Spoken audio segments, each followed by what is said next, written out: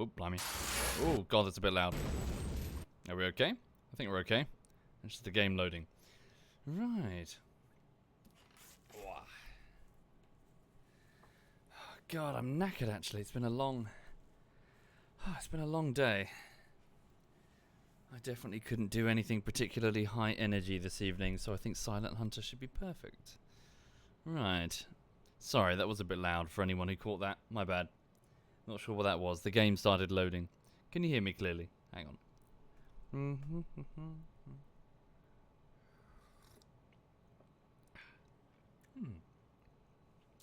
Right.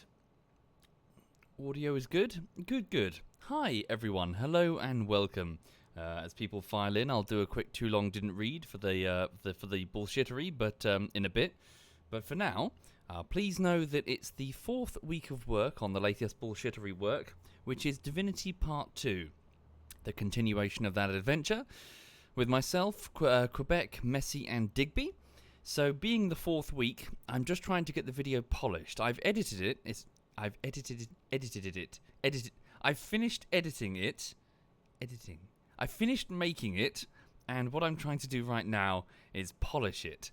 I'm in that rather annoying stage of the video production where you've kind of done it, and as I keep saying, all the final stages involve is questioning every creative decision, so it's not much fun. The initial parts, the first parts of any project are good.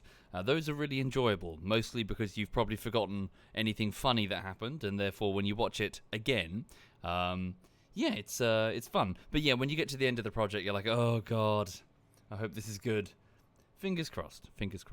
So so I'll do my best to have it ready by the weekend. I'm sort of cruising somewhere in the 4th to the 7th minute insofar as corrections. Lots of, this scene, make this 1 second too long, longer, make this piece of text stay on screen for like 5 seconds longer, that sort of thing. And it generally involves me just watching the video and just trying to spot bits that just feel weird. It's hard to really easily quantify. What's the art depicting? At the start of the playthrough, Trox, I had a habit of sinking Danish ships because they're...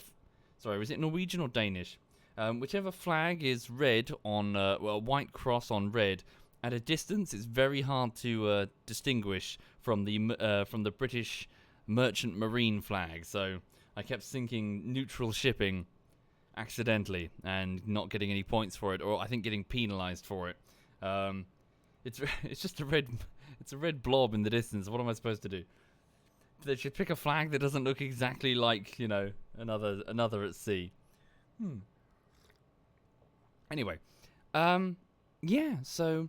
Am I going to make a bullshittery out of that police station simulation that me inside it? I don't know, Iron Man. So the audio was a bit scuffed. I was tempted to do something with it. I'm not so sure if it'll be a true bullshittery. We'll see. Basically, there was a constant ringing in the background audio owing to an error with the lots of bugs. So, don't know. It might be that the footage is unusable. Thank you, Billy Buster. Thank you very much, Billy. Sorry, can I just sip this coffee?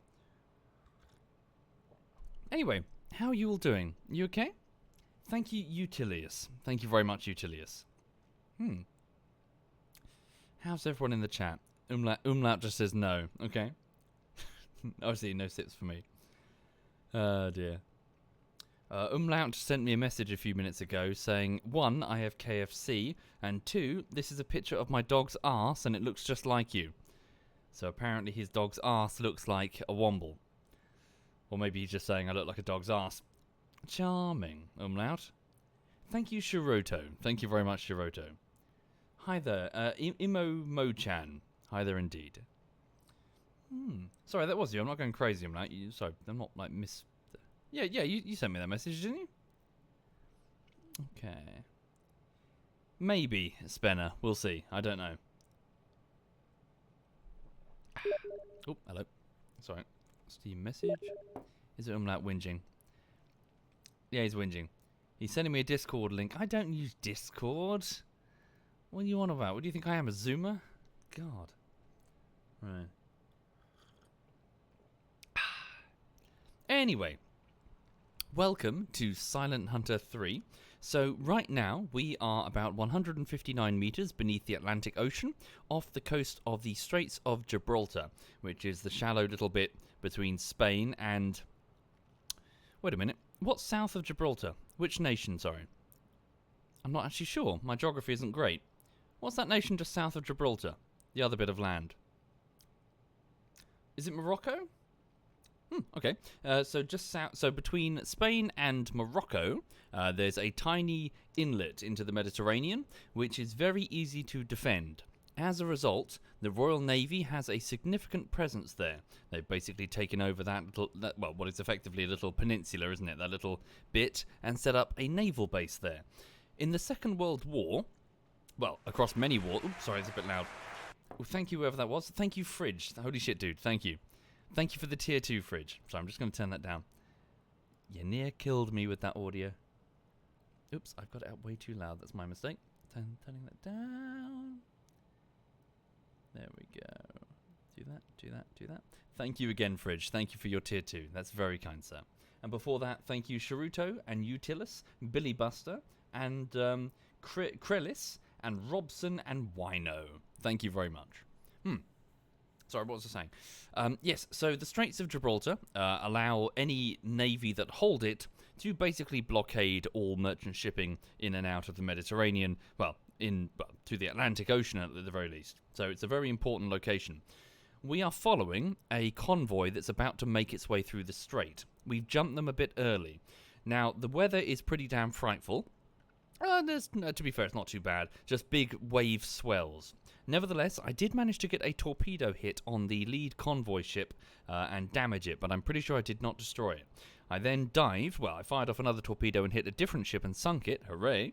But yes, effectively we're shadowing, quite literally underneath, a convoy that is moving soon through the Straits of Gibraltar. I want to try and ensure that that lead ship sinks, so that's what we're going to do. So... hang on, let me just carry on. Welcome to U-48. A Type 7 U-boat with about 60 people aboard, I think, roughly. Okay, so the explosions there are depth charges going off because above the boat we're being shadowed by 2 Royal Navy destroyers. In fact, I'm not entirely sure that's true. I think one of them might be a sloop. Basically, fast-moving ships with depth charges and an early form of sonar, and they're trying to figure out where we are. Right, where are we? That's a good question. So according to this, there's the Straits of Gibraltar, Spain, Morocco. Okay, so we've still got some time before they get close. Yeah, there's still a good fucking few days travel, to be honest. 700 kilometers for a convoy. We'll be fine. Our batteries won't let us shadow them for that amount of time anyway, so we'll have to break off long before they get to the strait. So, which way were they going? Were they continuing? I think they weren't going directly east.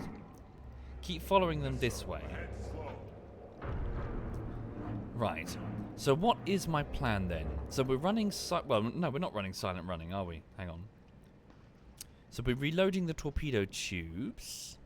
Is that correct? Yeah, so 6 minutes until the front torpedo is loaded.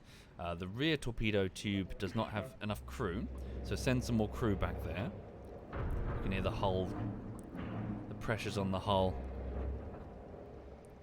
Okay, is that enough? Yeah, we'll be loaded in about 12 minutes. Okay. So we're getting the torpedoes loaded, so we're not in silent running. So we might as well pick up a bit of speed, because they can hear us reloading the torpedoes anyway. Yes, sir. Go ahead, standard. So we're going from 2 knots. Thank you.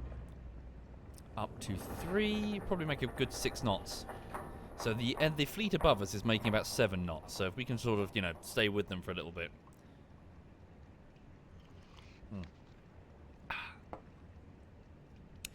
But yeah, no, I hope everyone's having a nice evening. Welcome if you're just joining the stream. A quick too long didn't read for those passing through. I'm working on Divinity Bullshittery on its 4th week, hopefully its final week. I managed to edit the video in 3 weeks and I'm just trying to polish it. Lots of fuck-ups, just fixing them one at a time. Then I'm going to put the video to render overnight, watch it, and then, yeah, keep going until I'm satisfied that it's ready. Thank you, Zovi Sapphire. Thank you very much, Zovi. Right.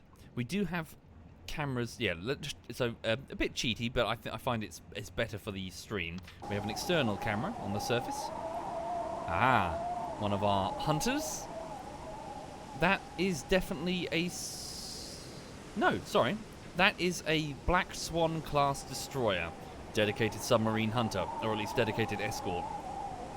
As you can see, the weather is not great. Big swells on the water here. He's probably going to attempt the depth charge run. Note the convoy of transport vessels.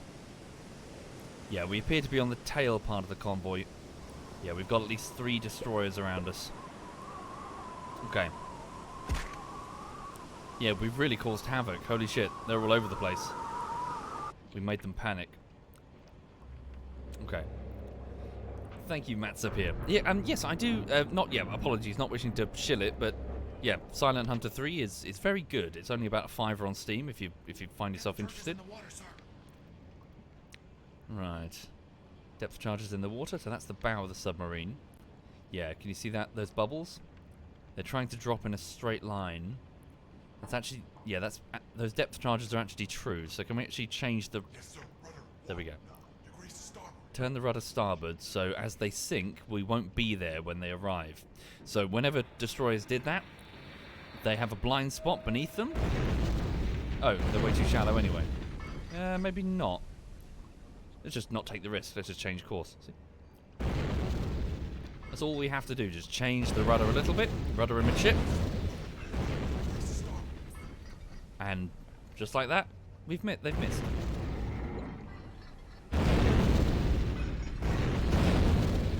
Okay.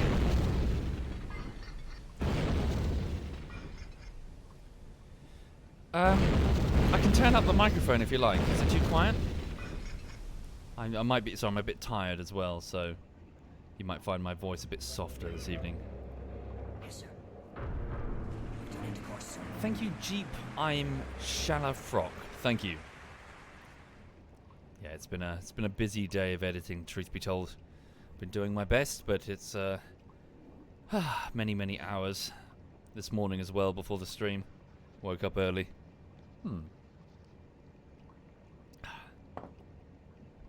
Right. So they know where we are because they can hear us on their hydrophones. So the underwater microphones. I'm a YouTuber, but a YouTuber Burkina. So I edit the videos and it takes a long time.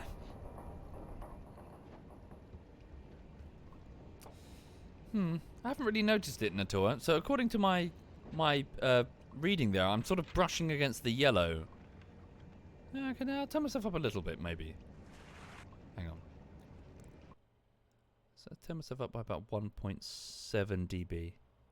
Okay, so now I'm very much in the yellow, almost the orange. No, still in the yellow. Let's give that a go. Thank you, Mediocrity. Thank you very much, Mediocrity. Alright. So, Chief Engineer, our batteries are... Yeah, good, we're fine. No, we're not in silent running right now. We're trying to reload the torpedoes.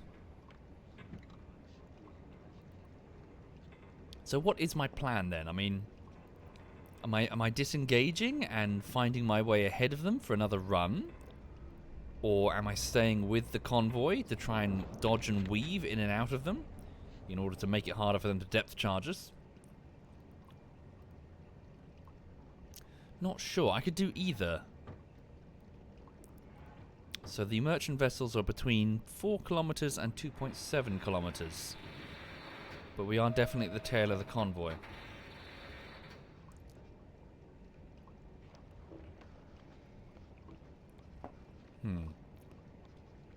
Let's be cheeky. We took long enough to actually get in amongst them. Once our battery power starts to dip, that's when we'll think about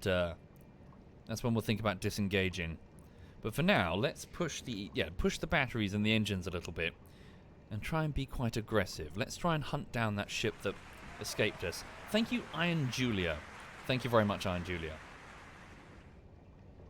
Okay. Cool. Tube 4 is ready. A torpedo has been loaded. What flavour? Yep, they're all the electric torpedoes. So the Type 2 electrics, a notoriously unreliable torpedo at the start of the war. We finally managed to fix the problems in it, but arguably the Battle of the Atlantic was already lost by the time the torpedo problems were fixed. Okay, very good. Torpedo crews, please stand down and go and rest. Apart from the stern torpedo-man, please load that tube.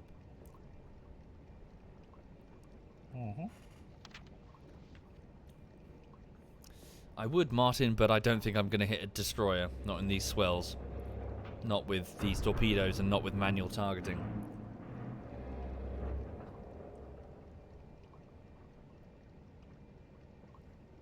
There we go. Sorry, just putting the coffee mug down. We'll have to see. I might have to get a second coffee later. Depends how long we go for. Can you fight the Bismarck in the game? You can't fight it. It's on your side.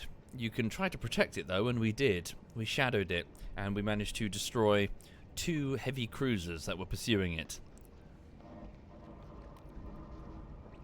Alright. Indeed, I have not Herzer.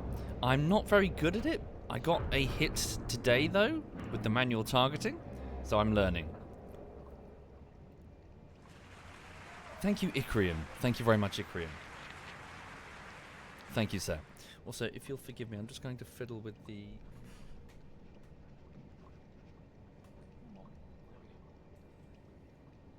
Sorry, just fiddling with the air conditioning. Very glad I bought that. I've got like a chest-high air conditioning unit over next to the window. That's been invaluable. Holy shit! This room was unbearable. This chat was unbearable. This room was unbearable before that. Thank you, Angel of Darkness and Icrian. Right, so let's speed up the time a bit then. I'm just a bit nervous that we're going to get hit by a destroyer.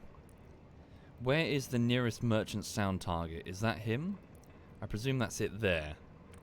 Okay, rudder left a smidge. There we go. Let's see if we can complicate the destroyer's attempts to destroy us by getting a merchant vessel above our heads. So again, I presume that's one. It's about 600 meters ahead of us. I'm guessing it's probably zigging and zagging, trying to evade incoming torpedoes from any other submarines. Well, it doesn't know where we are. Good, well done, boys. Tube 5 is ready. So move the torpedo crews to rest quarters. Let's get an officer in the electric engines. Not in the engines, but servicing the engines. Move non-essential personnel to rest. Okay. Oh, hello. I hear an overcranking screw from a destroyer. See if we can look up. There we go. I see a bow coming straight at us. He's going to do a depth charge run. Okay. There we go. I see the shadow of him. We can see it with the observation periscope. Then we could hear splashes in the water, which would indicate depth charge attack. And again, we are in his blind spot. He has no clue where we are right about now. So during the Second World War, experienced U-boat commanders exploited that by just changing direction. It was really that simple. Go deep enough and just change your direction. A depth charge really has to do a close strike on you to really damage your boat. Yes, sir. Rudder 0 degrees to port. They were a very inefficient weapon. Okay, so just head on this way. So yeah, I want to try and get to wherever this ship is. Presumably it's in our hydrophone dead zone, so we're having trouble finding it. Right, so I'm just going to power forward.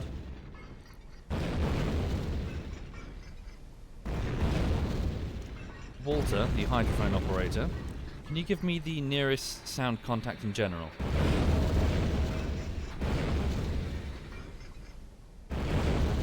Warship is the nearest one. That's inconvenient.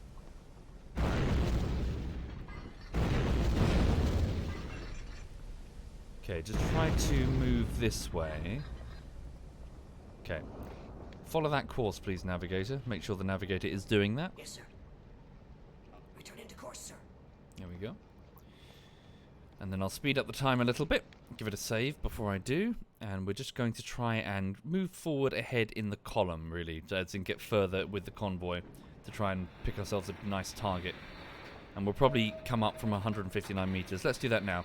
Let's come up to a depth of around 60. Yes, sir. New depth. 6, 7 meters. Sorry. Okay. So, at this point in the war, for those curious, we are in September 1941. A couple of months ago, the Führer decided to launch an attack against the Soviet Union. An attack that was effectively long coming. In fact, all the way back in the days of writing his book Mein Kampf, he was ranting about, you know, expansion to the east. Effectively, yeah, a prelude to this eventual action. But truth be told, the reason for attacking the Soviet Union is, well, ideological, yes, but also we need to get control of their oil fields because they're holding a bit of a... Hang on. They're holding a bit of a sword above the head of Nazi Germany. They're providing something like a fifth of all oil. And if they withdraw it at any time, we're screwed. So, Depth charges in the water, sir. depth charges in the water where? Give me the observation periscope. Now that we're going up to... Where is it? What the hell? My observation periscope isn't here. I'm standing in it. There we go. Up. Oh, shit, the bed. That's a good run. Shit, shit, shit, shit, shit. And we're rising up into it. Turn the boat, turn the boat, turn the boat. Whoopsie doodle. Didn't mean to do that. Set ourselves silent running. Break for silent running. Whoa, they're actually kind of close. Okay. Whoa, whoa, whoa, whoa, whoa, whoa, whoa, whoa, whoa, whoa, whoa. Oh god, oh god, oh god, oh god, oh god, oh god.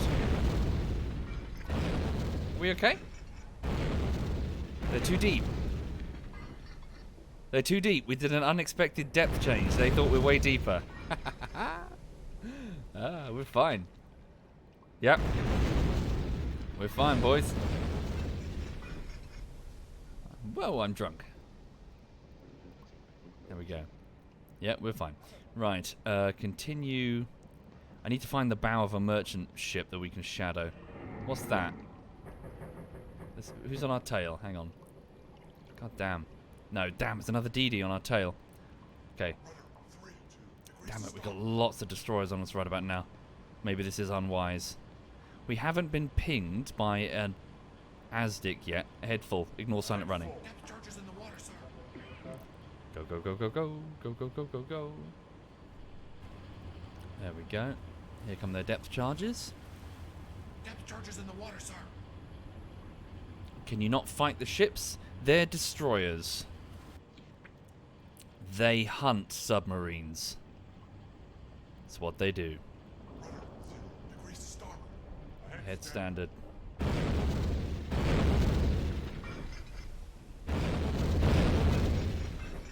Okay, I need to find the wake of a vessel. There we go, got it that way.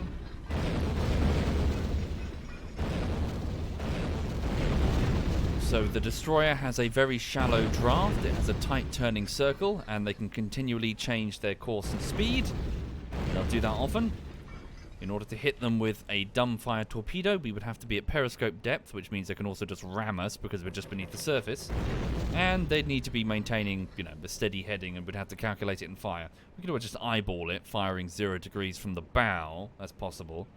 But again, our chances of hitting it are not great, and even if we did, we've arguably wasted one of our precious torpedoes. Once we run out, that's it. We're out. Thank you, Bloody Reaper. Thank you very much, Bloody Reaper. A very good game, Screaming Sheep.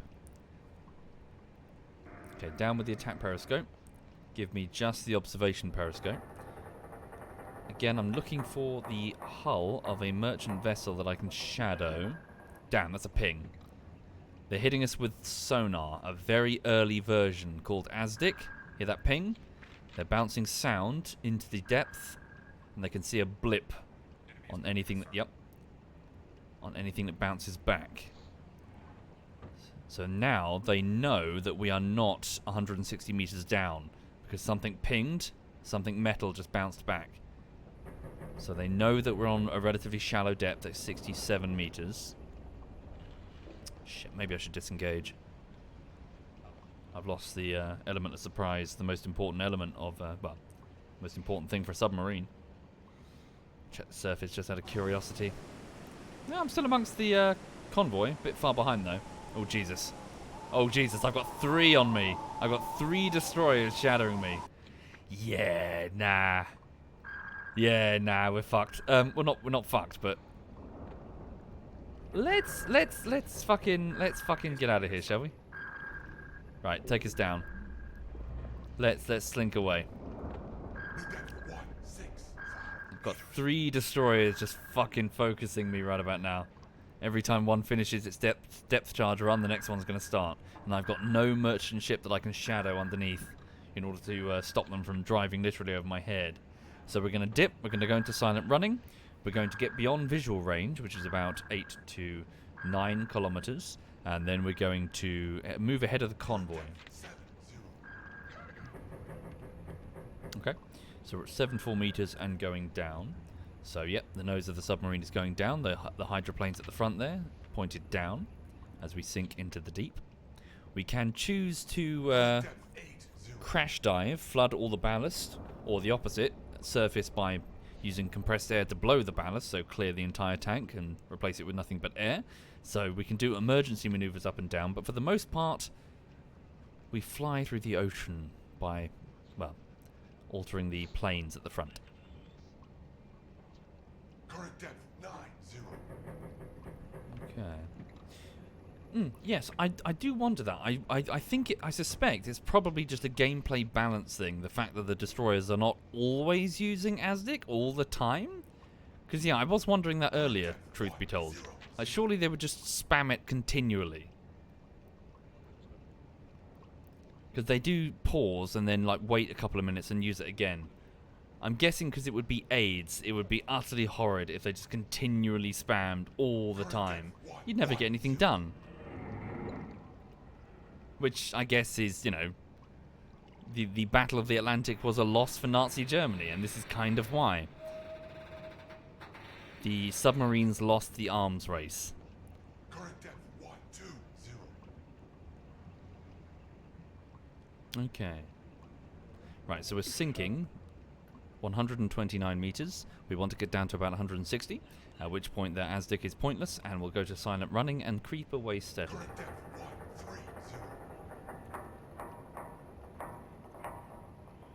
130. Good luck with it, Jadis. I've been there many times. Current depth 140. The ASDIC paints a big target on the back of the convoy, though. Honestly, the 30 to 60 ships with propellers moving at speed is already a huge dinner bell for any U-boats listening at a range of about 25 kilometers. A eensy-weensy 5-kilometer ASDIC ping is not going to matter. We are closing to critical depth, sir. Copy that. Level it out. Current depth 160. Take us to silent running and drop down to ahead slow, so 2 to 3 knots only. And then give me a rudder hard to starboard Rudder 35 degrees to starboard. to try and throw them off. What happens if you hit the bottom? You take some damage to the hull, depending on the speed in which you hit the bottom.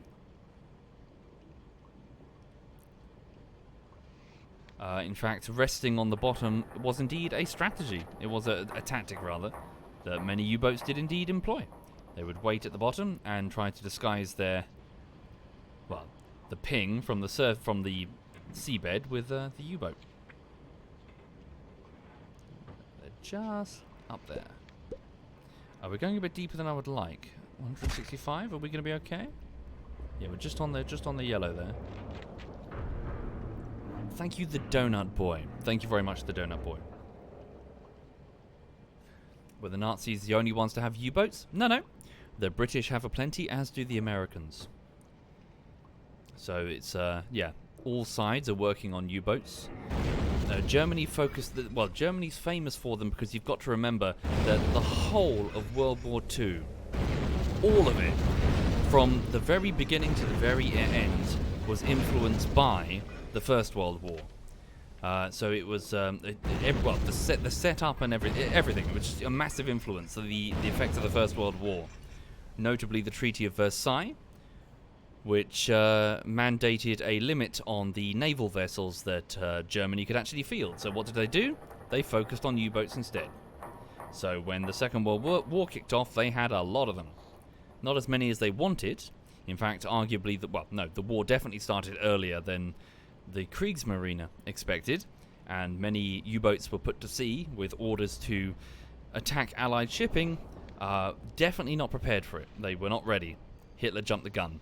He invaded Poland, but yeah, the Kriegsmarine were not ready for the task that was given to them. Yes, sir. Returning to course, sir. Thank you, Fosbert. Thank you very much, Fosbert. Indeed.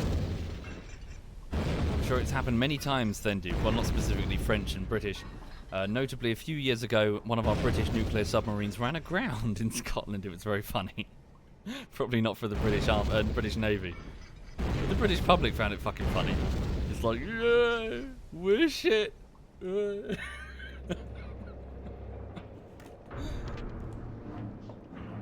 on a minute. Surely you'd get fired if you were like a submarine captain and you ran your submarine aground. That surely you get sacked. Like, never mind reassigned. That's just a flat out, okay, you're sacked. Go work in Sainsbury's.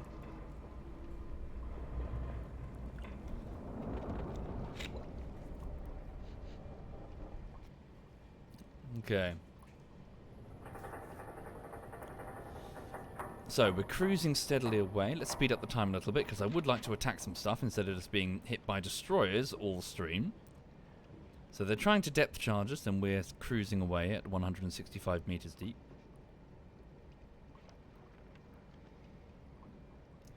Also, at the same time, I shouldn't be pissy. I shouldn't be one to judge. I have absolutely run my U-boat aground. I was leaving the submarine pen over at... Was it Wilhelmshaven? Where was it? It was either Wilhelmshaven here, or... No, it was here, wasn't it? It was Kiel. And I plotted a course. I went la-di-da-di-da. And then I think it was here. I accidentally hit this spike of terrain.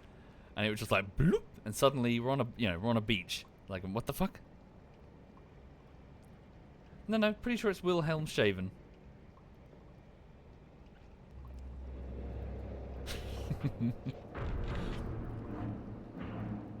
Right. Speed up the time. Get away from these destroyers. They're trying to move ahead of us to get us, but they won't because we're all sneaky beaky. So they're circling, they're trying to find us. But yeah.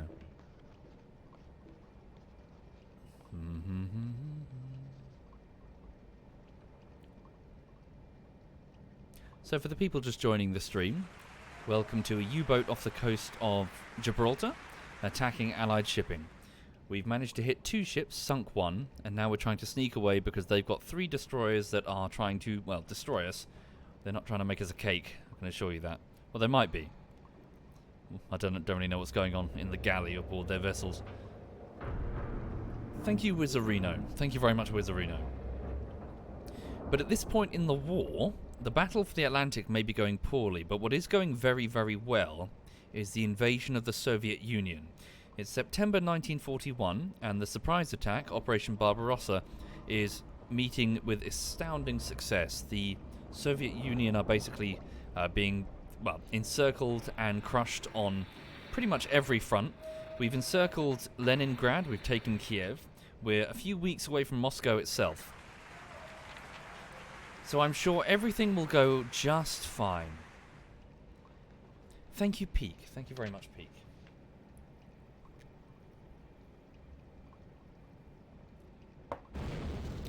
More depth charges. How deep are they? Hang on. Are they ahead? No, they're behind us. No, they're way off.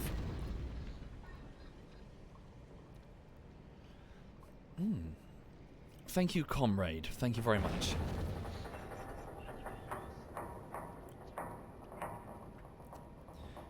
So yes, what's going to happen in a few weeks then, for those curious, is that the attack against the Soviet Union, a couple of problems. Firstly, the German war planners massively underestimated the size of the Soviet Union's armies.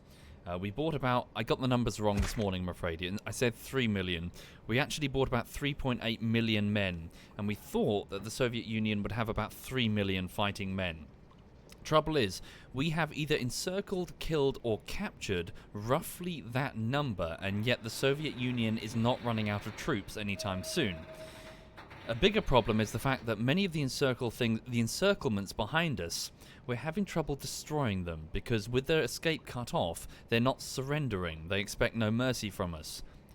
And the encircled numbers are not small. They're whole army groups, Soviet army groups that are getting completely encircled. So my point is, they're proving a major hassle. Now, if you're doing a blitzkrieg attack and you're continually advancing, stopping to sort your supply lines out because you've got an entire army behind you, is not good. And we're having to repeatedly do it. So the attack is being slowed down. This is giving Moscow time to dig in. What we don't know, also, is that the troops that we're fighting are not at all the Soviet Union's most experienced soldiers. The most experienced ones are actually over in Manchuria. Obviously Japan. They're worried about Japan. So what's happening right now is that the Soviet Union is desperately trying to move all of their industrial base east, and they're trying to get all of their real soldiers west. They'll take a few weeks to get here, but when they do, they're going to find a German advance that is bogged down with logistical problems, an ever-advancing winter, which is going to cause all of the roads to turn into fucking just swamps. It's just going to mud completely. There's no, it's fucking Russia. It's as backward as it goes. They don't have proper infrastructure. And we're not building it as we're going because we're on a blitzkrieg. So the whole fucking advance is going to start slowing down. And as the temperature falls and the more experienced soldiers start moving in, well, it's not really a question of experience. It's more soldiers who are used to winter fighting, Siberian soldiers with their equipment that's actually not slapdash. They've actually got full-on platoons that are organized with weapons that do work. So very soon the advance is going to start getting bogged down. Yes, and the Germans are not ready for a Russian winter. We lack the correct supplies. Our machines are not built for it. The everything from self-propelled guns to tanks, none of it's built for sub-zero, for severe sub-zero temperatures.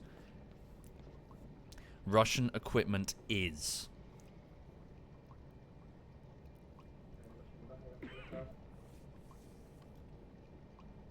Okay.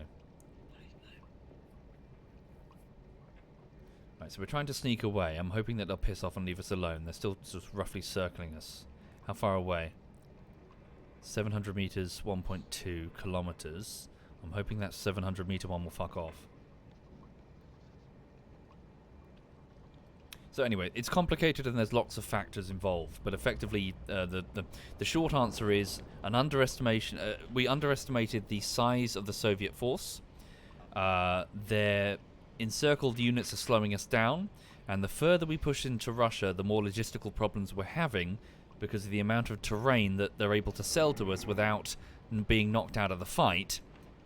Which means by the time we get to Moscow, we are tired, undersupplied, and the enemy have had time to dig in. Thank you, Tub Tub. Thank you very much, Tub Tub.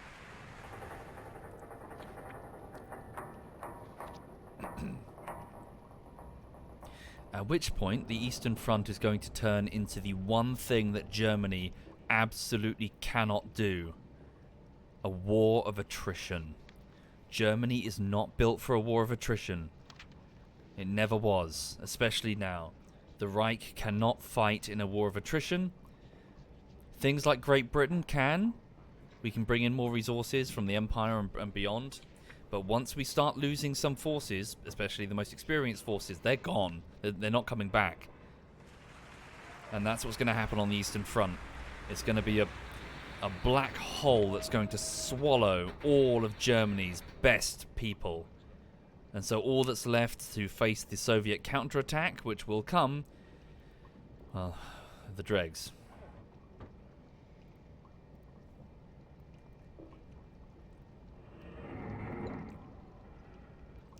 And by the time that happens, it's too late. Germany's lost. Thank you very much, a Manx duck. Thank you. And worse, I suppose this is where it comes back to us. By not bringing Britain to the negotiating table, Britain can now serve as a hub for any allied nations that wish to launch an attack against Germany.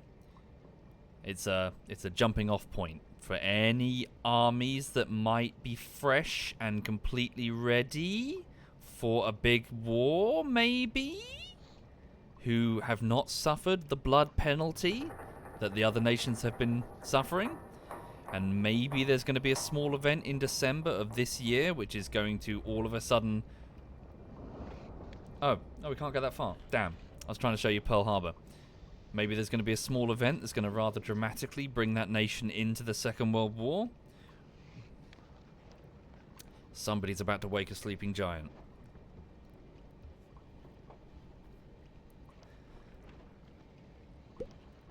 Thank you, Sterneman. Yes, sorry. Spoilers. Okay, I think we've lost the DD. I'm not hearing it. They're pissed off. Yeah, we're not hearing them on the propeller. Walter, could you give me a... hang on, my hydrophone operator. What's the nearest warship contact? He's listening for the propeller differences. None? Walter, are you okay? Hang on, here's Walter. Walter, what's going on? Talk to me. Yes, sir. Yes, sir. Oh, Jesus Christ. You're right. Was he asleep? It's like, oh, holy shit. Yes, I was boring here with my banter about the Eastern Front. Warship, medium speed, moving away. Alright, medium range. Yeah, we lost them. Medium range is a few kilometers. Alright, cool. Take us up to periscope depth and we'll have a look-see. Periscope depth. Keep us on slow because, yeah, we're probably still too close. And then mark their approximate position. Alright, we're going up.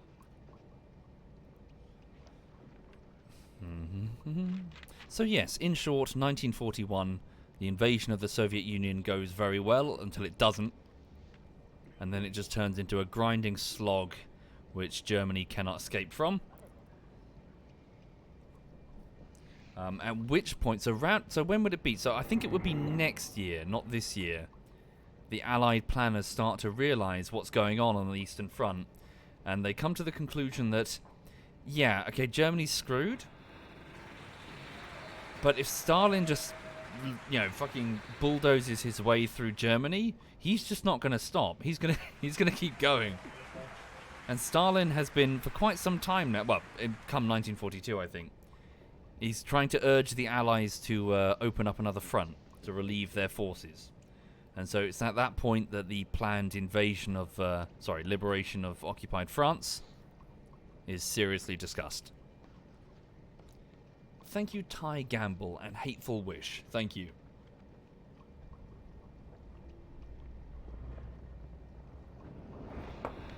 Okay, let's speed up the time. So the boat is going up. Also, the good news is it's about to be nightfall, so that's going to cover up both our escape and our attempts to get ahead of the convoy.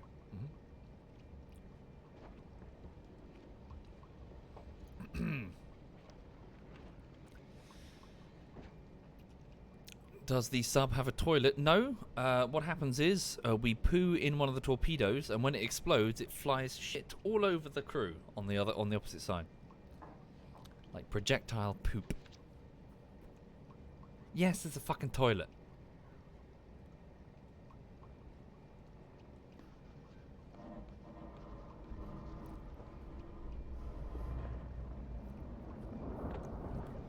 Okay, so the boat is going up. We're on 50 meters. Let's pick up speed now. I think with some distance, no need to be so cautious. Ahead stand. Ahead standard. And take us out of silent running. So the guys can start talking and moving around and, you know, not being super quiet for risk of being detected by hydrophone operators.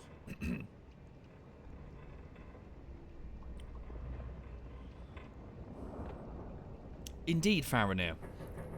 But yeah, I mean, obviously we're entering the realm of speculative alternate history, but it's kind of unlikely, of all of the potential events, it's kind of unlikely that Great Britain would probably see German occupation. Negotiation and eventual, you know, leave us the fuck alone neutrality, but it's very doubtful that Germany would ever reach the point where they could actually, you know, invade Britain. Thank you, Scorpy.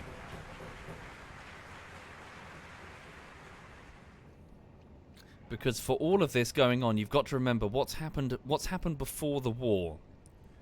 All of the so Germany has a bit of a brain drain problem. They've gone and chased off all of the Jewish scientists and their connections who have fled. And they've fled. They've taken their knowledge and their contacts, and they've fled, and they've either gone to the UK, but most of them have actually gone over here. And what are they doing? What are they doing when they got there? Obviously, it was in response to German aggression, but they started weapons research for the United States. So it doesn't really, you know, alternate history what's going on here. What I'm saying is the United States is getting a nuclear weapon. And when that happens, all of this doesn't matter. They're going to be the first to get the nuclear weapon, and that's kind of unstoppable. There's no, you know, Germany was never in any position to get a nuke. They chased off everyone that could have, you know, all of the prominent physicists. They're gone. Thank you, Hail Hydroid. Thank you very much, Hydroid. And when, of course, that happens, then we just get into the Cold War, and all of this, you know, posturing doesn't matter anymore, because suddenly a big war, Operation Barbarossa, is not feasible when it could lead to nuclear annihilation. From then on, it's proxy wars, small proxy wars against nations that don't matter on the world stage, places like Afghanistan or Vietnam, where you can blow shit up relatively safely, so long as no one's touching the nuclear button. Right, okay. Surface the boat? Maybe periscope first, just to make sure. Pretty sure we're fine. Thank you, Sparrow, and Tim Bob. Thank you.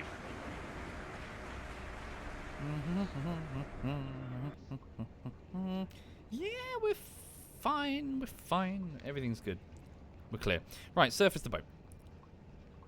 Oh, Jesus Christ, dude. Are you really anxious to get outside or something? Okay. Why'd you start yelling?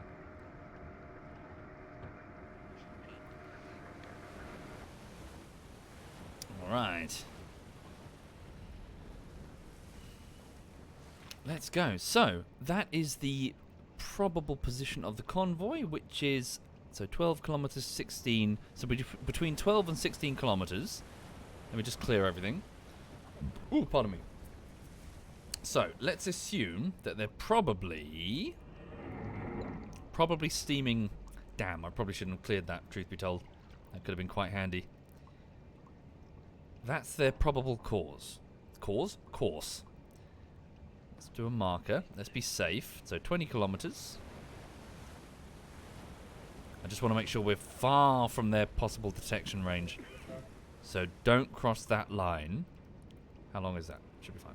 Okay, so what we're going to do is we're going to go here. And we're going to just start traveling what I think will be alongside them. Head full speed. Ahead full! Okay. Thank you, Dr. Spaguta. Thank you very much, Dr. Spaguta. My sonar operator is quite tired. Some of the men are quite tired. Trade them out. Well done, diesel engine crew. Move you here. Move my watch officer. Weapons officer, you can go rest in the bow quarters. Where's my watch officer? He's currently serving as my navigations officer. Get him upstairs. There we go. He doesn't look happy at being upstairs. Oh, I wonder why. You can stay up there. I'm going to go in the nice warm submarine. The very smelly submarine. Thank you, Apollo XP. Thank you very much. And Dr. Spaguta and Tim Bob and Sparrowhawk. So why does he stand?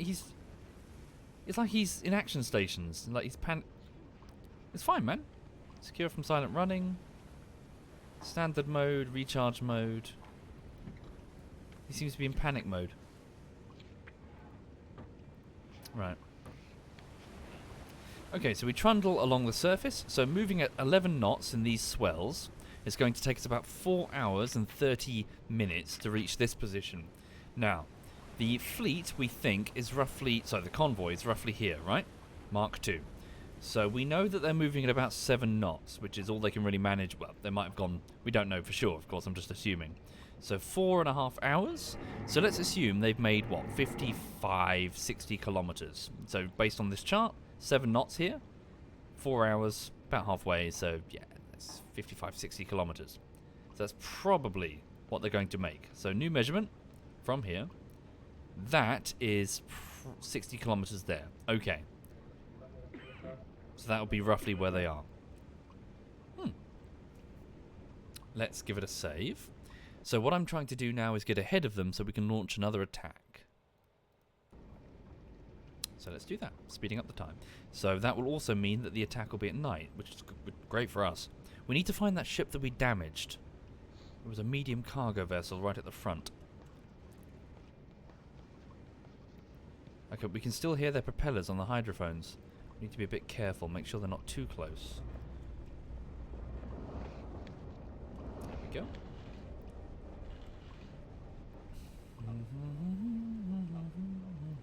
Right, here we go, so it's night time now. We're struggling to stay on the surface. Oh god, oh wow, the weather has really turned.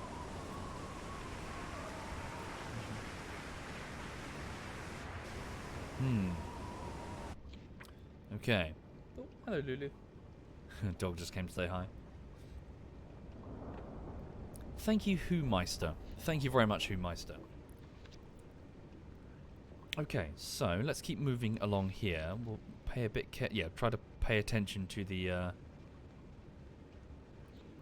to any hydrophone pings, just in case they start veering off and heading towards me.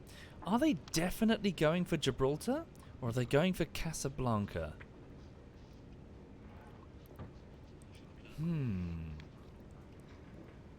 My assumption was that they were going through to the Mediterranean. Maybe they're not. Okay. How far away is that, anyway? From us? 530 kilometers-ish. That's not very far.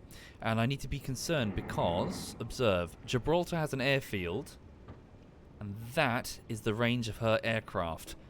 She's in a position to assist with anti-submarine patrols. However, the weather might put that off a little bit. Then again, it's not a huge storm, so we need to be careful. That's true, actually. How does it work? It's allied, or at least neutral. It's neutral. Can convoys still go there? Well, presumably they can, because America's neutral and convoys are coming from there. 1-0. I would assume so.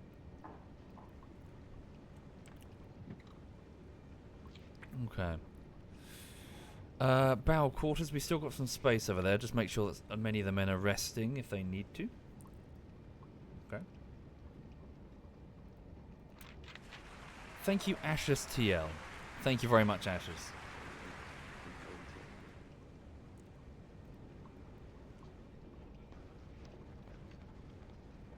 Keep moving. So it's about 20 minutes past 8. Oh, hello. New sound contact.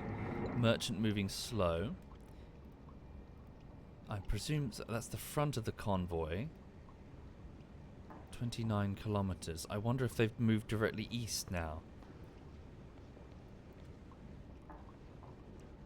Maybe not, because there's another sound contact there.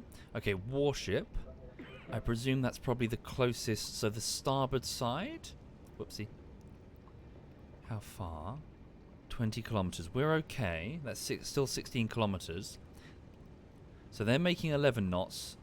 Sorry, we're making 11 knots. They're making about 8. 7 or 8. I see. Casablanca is part of Vichy France. Vichy France? Nazi France. The puppet state. Is it Vichy? Pronunciation? Words? Yeah, Vichy. I'm going crazy. Yeah, we still got them. We can hear their propellers, and they can hear us. So, 20 kilometers, 20 kilometers. Right, now crucially, what... we've even got a radio report. Okay, so that is, 7 minutes ago, their exact position. Fantastic. And we know that they're moving at 8 knots now. I don't believe that. It's probably 7 knots. East-southeast. 1 second, please. East-southeast is 112 degrees from their current position. Hang on.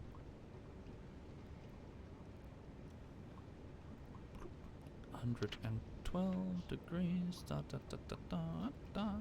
Right. So that's roughly where they're going. So if they're making 8 knots, well, let's just go with what the report says. So 8 knots. Fucked up again. Right, so at this speed, half an hour there. So 2 hours to get to that position there. 54 kilometers away in their path. And that would mean that we would be, well within striking range. So that could be a potential attack vector. Them moving at 8 knots, 2 hour journey. They would make 30 kilometers. So they would be round about there. That works. Meaning that, that's perfect. Let's do that. Okay. So that's where we're going to attack from again. Nice. Yeah, these swells, holy shit. Nobody wants to be on a U-boat out in this. 1-0. Have I... good shout. I haven't reported the kill, have I? Let's order... is it Herman? Please report... So send contact report with the enemy. And then send a patrol report. Report sent. Status report. Single cargo ship sunk, 11 torpedoes remaining. 6,780 tons. Gross tonnage. So again, to remind everyone that the Battle of the Atlantic is a tonnage war. Sinking little destroyers won't win it. We gotta sink the ships carrying the fuel, the food, the spare parts, the munitions that are keeping those ships running. Sink those, and the Royal Navy grinds to a halt. At least that's the plan. Hasn't gone very well, as you can probably tell. Alright. So, speed up the time. Sound contacts made. So we should make contact by... Okay, so 2 hours and 20 minutes. Okay? So we're just past 11. No, wait. Just past midnight.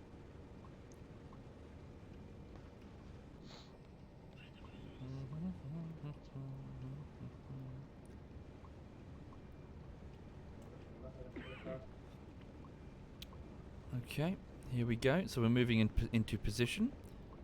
So it's about current depth 10 meters. Sorry, can I just get a... Ah, damn, my navigations officer. He's off resting. Right. So presumably the convoy is roughly there. I'm sure we'll pick up their hydrophone, yeah. We'll pick up the sound of their ships soon. So, we'll get into position to attack them. Now, we're looking for a medium cargo ship that's at the front. When we get here, we'll submerge. There we go. Whoa, hello, merchant, moving slow. It's a bit closer than I'd like. Hold up. No, we're still okay. Keep moving. Okay, warship. That's probably the far edge. Okay, it's fine. We're fine. What's that there? Warship. 20 kilometers. Come down standard. Don't push the propeller too much. Head standard. So that will be the... so hang on. So this is probably the convoy. Now our quarry is probably here, I imagine.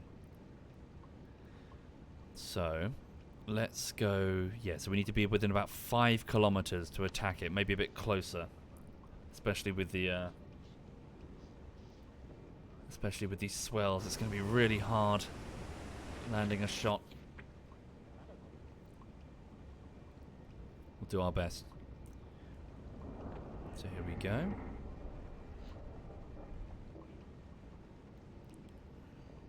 Right, merchant, we can hear the propeller. And that's probably the warship. 10 kilometers. Okay, I'd say that's enough. Yes, sir. Periscope depth, please. Take us down. Periscope depth. And move us ahead standard. Keep us standard. Ausfallstationen. So the men are coming down from the conning tower. Alle Befehle sind klar.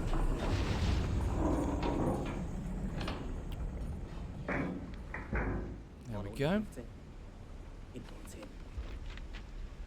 So the smaller U-boats could obviously dive much, much faster. We're in a Type 7 right now. Pretty much the archetype U-boat design that you've probably seen aplenty. We can go down in, what, is it 26 seconds? 25 seconds? The smaller subs were way faster. There's a Type 9 submarine that I'd like to try. It has an abysmal dive time, though. That's going to make us vulnerable to aircraft that are going to strafe us. Here we go. We're going down 11 meters. Okay. Right. Any space in the quarters? No, none yet. The Type 9 had a big... Oh, it really has a big, nice AA gun. Oh, nice.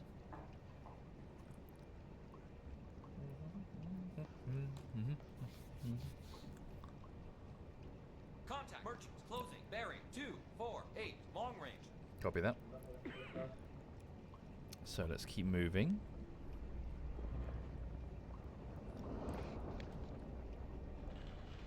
Alright, so let's stop now. Let's just stop and wait and see what happens. So please kill the engine, and we're just going to wait. Up the periscope, the combat periscope, and please bring us to about, due to the swells, 1, 2.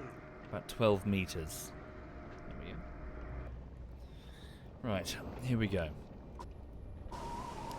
So the U-boat is now completely quiet. Put us into silent running. Break for silent running. Tell the men to be quiet. Alright, okay then. So I'm hoping that we can target that medium ship again and get it sunk. So look for any medium cargo ships that are having trouble. We did hit its center mass with an impact torpedo. Right, so they are approximately... So that's a warship, isn't it? 10 kilometers to our bearing 292 on the port side of the submarine, with merchants on 13 kilometers. 292. Stand by. Whoop. Wait, 292? Yeah, 292. So somewhere that way is the far left side, port side of the convoy. So now we play the waiting game. Yes, this is the same convoy I attacked in the afternoon, Grumpiest, sinking one of their what was it? Was it an Olympic carrier class or something? It was some big vessel, 6,700 tons gross tonnage, and now I'm hunting for the one that I wounded. It should be at the front of their convoy. Contact. Merchant closing. Bearing 2. Okay, I'm going to speed up the time. See what they do. Yeah, they're coming in exactly as I want them. We might want to spin the U-boat round, though. I think we're a bit... So gently just bring the U-boat, spin it round, and watch the Yes, sir. speed. Ahead slow. There we go. Bring the nose of the U-boat round. So that destroyer is 9 kilometers. More or less directly in their path. Okay, stop Yes, the sir. engine. Leave it. Oh, Don't stop. move. Yes, sir. Alright, let's have a look. So they should now be on our starboard side over there. They're not running any lights. Thank you, Nerdy Dork, for the tier 2. That's very kind of you, Nerdy. Thank you for doing that. Okay, 1 minute. I'm just going to give it another save because I'm being nervous. There we go. Damn these swells. Nightmare. Thank you, Sensor. Or Sensor. Thank you very much, Sensor. They should be the merchants on roughly bearing 75 to 80, somewhere over there. Again, they're beyond the visual range for now. So let's speed up the time. Are they still coming? Oh, hello. We've just got a visual contact of something. Unknown vessel. I'm guessing that's probably a warship. At bearing 50. 50. Yes, I see a frigate over there. Right. Now he's going to be sweeping left and right, so he's not going to be the best. Yeah, so he's not the best. Like, he can't really plan the direction of the whole convoy using him. We're looking for a cargo vessel. Indeed, this is a lot of contacts. Can we slowly, and I do mean slowly, just reverse a little bit? I wonder if perhaps we're... Because if our target is right in the center of the convoy, we might actually be too close. Thank you, Anberion. Thank you very much, Anberion. So we're just very slowly reversing at only 1 knot. Steady.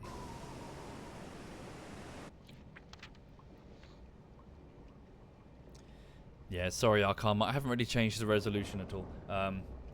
Yeah, I tried to get it in 16:9, but it just wouldn't stop crashing. I don't know why. Maybe it's something wrong with my PC.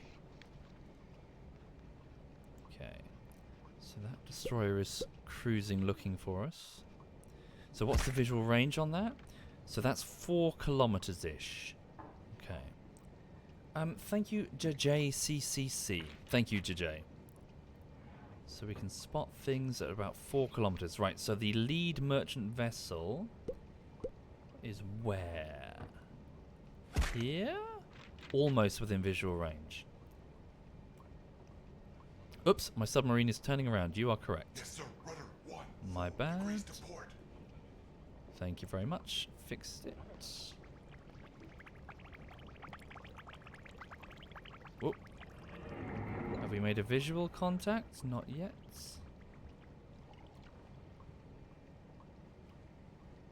And stop rudder amidship.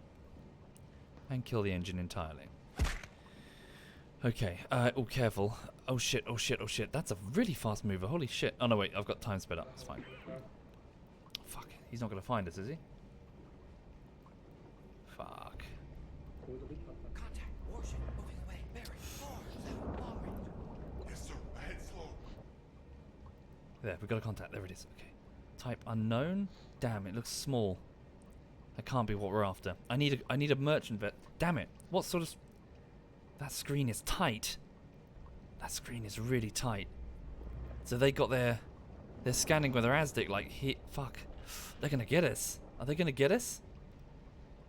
Oh, that screen is really fucking tight. Are they gonna get us? Yeah. Oh, I really hope they don't. They could get lucky. What's he doing? Is he sweeping? Doesn't look like he's sweeping.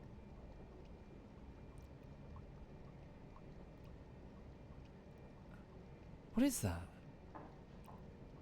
Unknown type. Moving 9-5.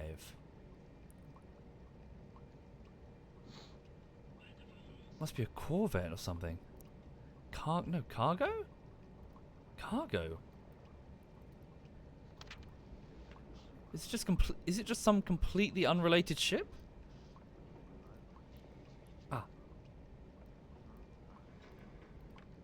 No, there's a big ship. There's definitely a big ship. Okay. Right, hang on. Mark you. Go out. Unknown. Right, I'm just going to give you a designation. Doesn't have to be accurate. Doesn't have to be accurate. Let me just mark you. Okay, pretend for a minute that you're a ceramic... Ceramic? Okay, ceramic ocean liner. Lock. You're not, but just hang on. And I can tell which one that is. This one here. Okay, yeah. So apparently this one's a cargo. Now then, mark his course. That's where he's going. Mark his bearing. There we go. Right, so that's the course of the convoy. Damn it, am I going to get grabbed just on the random sweep? Damn it. They might get lucky with me. How far away? He's within torpedo range. He's small fry though, I want some biggies. Lower the lower the periscope. Mark him. That's his current position. As of now. Shit. We're gonna get grabbed, aren't we? If he sweeps us with his ASDIC. Oh.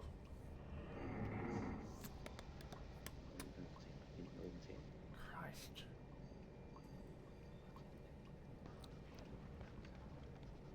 Keep moving ahead 2 knots. Steady. So he won't be able to hear the hydrophone, but if he pings us, and he might.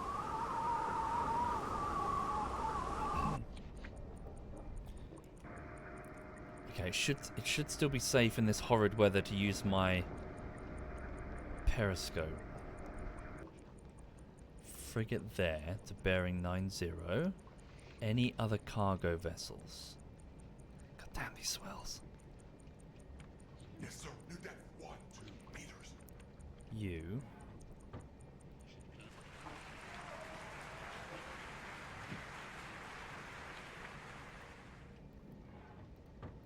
Okay. That's the same one from before. I gotta get an ID on what it potentially is. What are you? Can you see that in the swell? Hang on. That could be bingo. That looks a lot like a medium cargo. That looks exactly like the one we want. I think that might be it. Medium tanker, small tanker, Granville, large cargo, large merchant, medium cargo. I think that's her. That's the one we wounded. Lock on, medium cargo, unknown. There you are. That's our prize. And even if it's not, a torpedo in its side can't hurt. Shit. Give me a visual. I need its visual. Come on. Give me a visual. I need the visual. I can't see it. Damn swells. Yeah, that's you. There you are. Right. What's your course? That's your course. Right. That's your course. Nope. Piss ass. Right, there we go. Right, where are we? So we are... Shit, we're gonna get buzzed. It's on the edge of our maximum engagement range. We've got to creep closer. Watch Yes, that sir. speed. Ahead slow. I'm just so worried about he's gonna grab us. He's gonna get us. He's almost on us. Ugh. Okay, kill the engine. Yes, sir. All stop. Down the periscope before he sees it. Oh, that sucks. We're gonna get caught, aren't we? We're gonna get caught.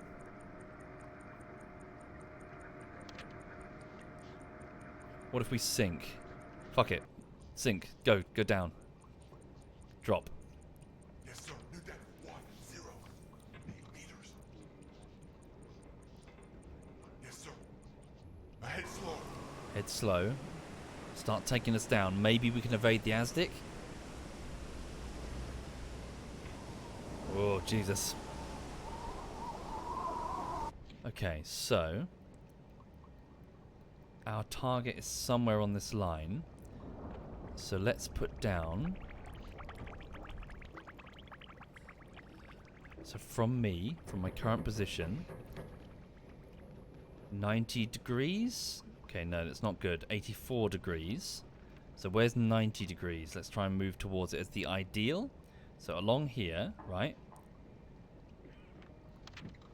There's 90 degrees. That's the angle of attack that we want.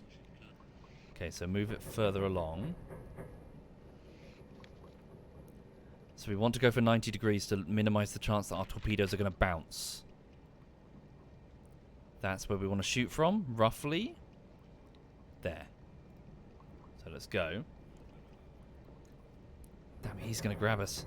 Go ahead 1/3. Ahead 1/3. Shit, he's going to hear us.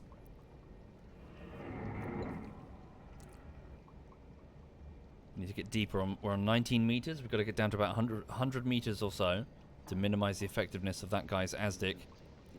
And he's only 2 kilometers away. We're within his range to use it.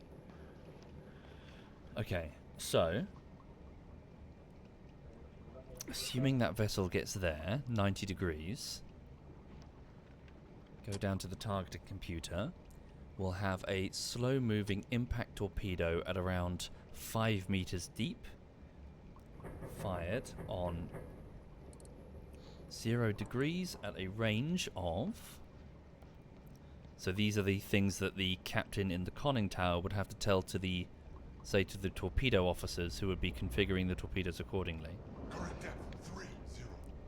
So at least 3.7 kilometers.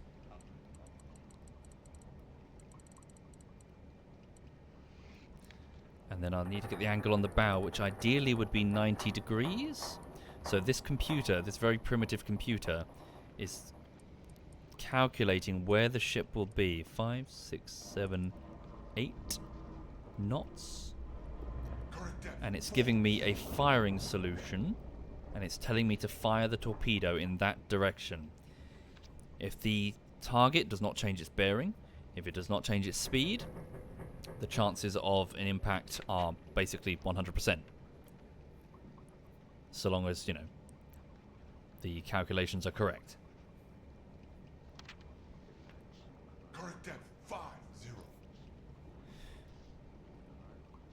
Okay, so we're on 50 meters. How close is that warship? Give me a report, active report on him. Warship closing. Bearing 4, 6. 4-6, which is there. No, bearing 4-6 is way closer. 60. He can't be bearing 4-6. Surely he's not bearing 4-6. That would make him here.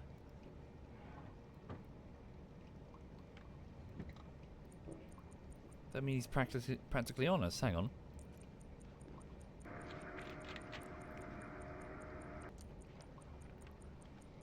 Okay, come down speed. Ahead slow.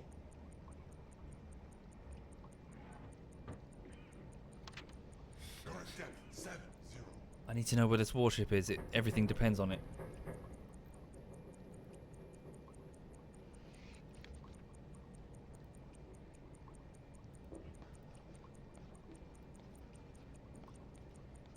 Nearest warship. Are you not... Hang on. Sonar, radio. He's not a trained radio guy. Get my radio guy on it. Berthold, get on there quick. I need your skills. Give me updates on his exact position, Berthold. Warship closing. Bearing 4-6. Bearing 4-6. Closing. I can't see him yet. So 4-6 would mean that he's here. Is he even sweeping, or is he just sort of going past? Current depth 80. Okay.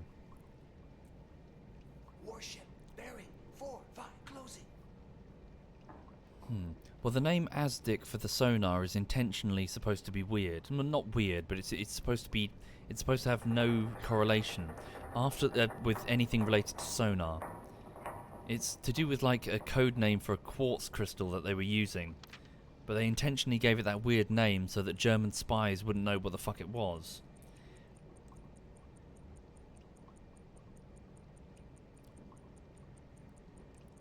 Indeed, Creed. That's what we're hoping. I'm hoping to get just deep enough so that the differences in temperature with the thermal layers of the ocean and overall saltwater content will make it ineffective. I need to know where he is. Bearing 4-5, he's over there.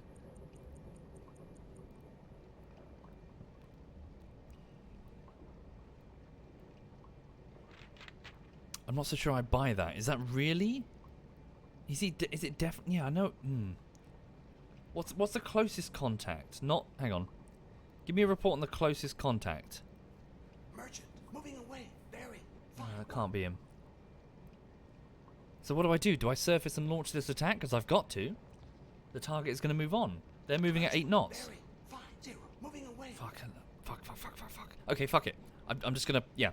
Right, periscope Sir, depth. periscope depth. We can't fire from down here. We're doing bugger all. Up speed. Yes, sir. Ahead 1/3. Head 1/3. Bring us back up to periscope depth. We didn't come all the way here to just to fucking hide. We got to shoot him with a torpedo. Even if we get made, even if the destroyer makes us, if we can get close enough Merchant, bearing. 49. Moving away. to launch a torpedo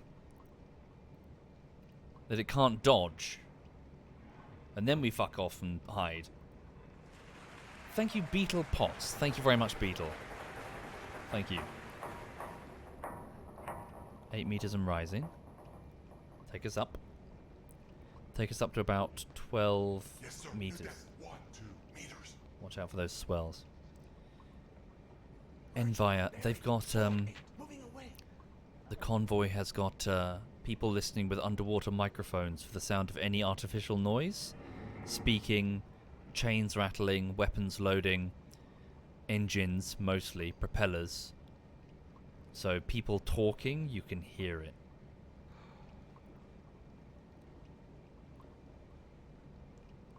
No bathroom breaks, just everyone just needs to be very quiet for hours and hours. It was a very stressful thing being a submariner.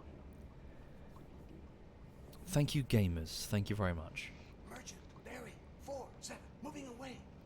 Okay, I really hope that's not our contact, otherwise he's gone past the firing solution. It might be. We might have been too slow. If it is, we will have to plot again and fire. What is the draft? Stop that clock. The draft is about 9.2, but since we hit it with the torpedo, the flooding might have made it greater than 9.2, so the depth beneath the waterline. So I've got to use an impact torpedo if I want this thing to sink. Merchant, bearing. 46. Moving away. Okay, Walter, give me the nearest warship. Warship. Closing. Bearing. Fuck. He's still in front of us. He's in front of us while bearing 4-2. Warship. Bearing. 4-1. Closing. And closing, which means we're on the inner side of his sweep.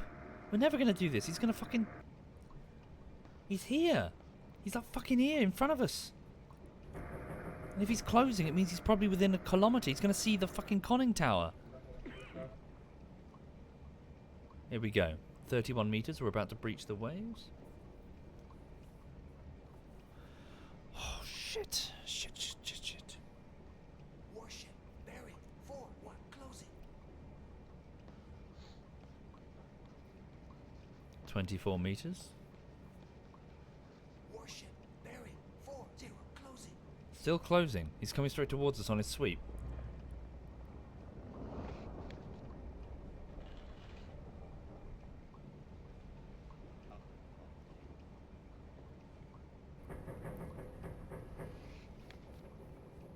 Here we go. 16 meters. We're about to breach the surf.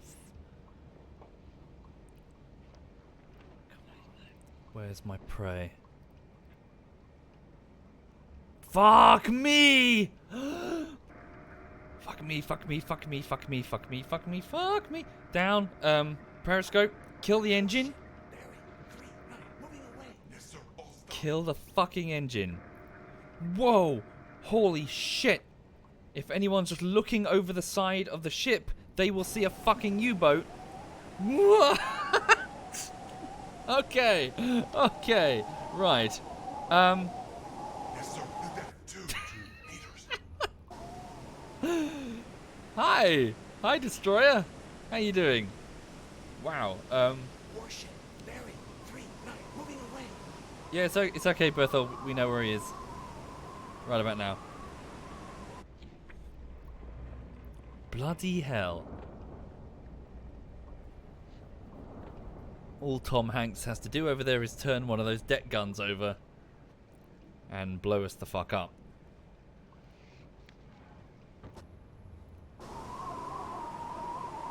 But it's odd that we haven't been pinged by his sonar. Maybe they're not actively sweeping.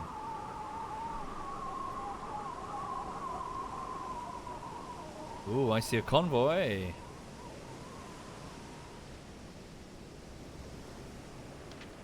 My God. Oh, uh-oh. Uh-oh. He's spinning up. What's going on there?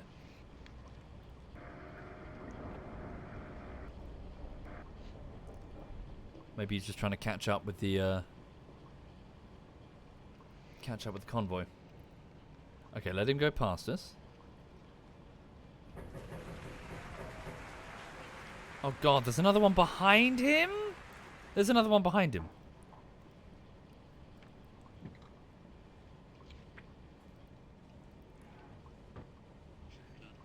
Thank you, a pence. Thank you very much, a pence.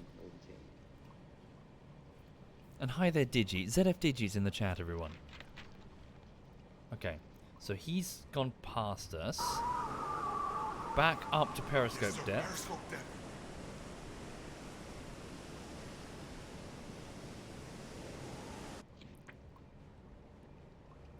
And take us ahead slow. Yes, sir. Ahead slow. Stand by. Observation periscope. I just need to get a glimpse. Just an eensy weensy little glimpse on the convoy. Up. S. Yep. Let's go. Ahead slow. Yes, sir. Go Current speed 2 knots. Go up speed. Come on, we've got to go here. Take us up to about. Yes, sir. New depth 1, 2 meters. Oh shit, the bed.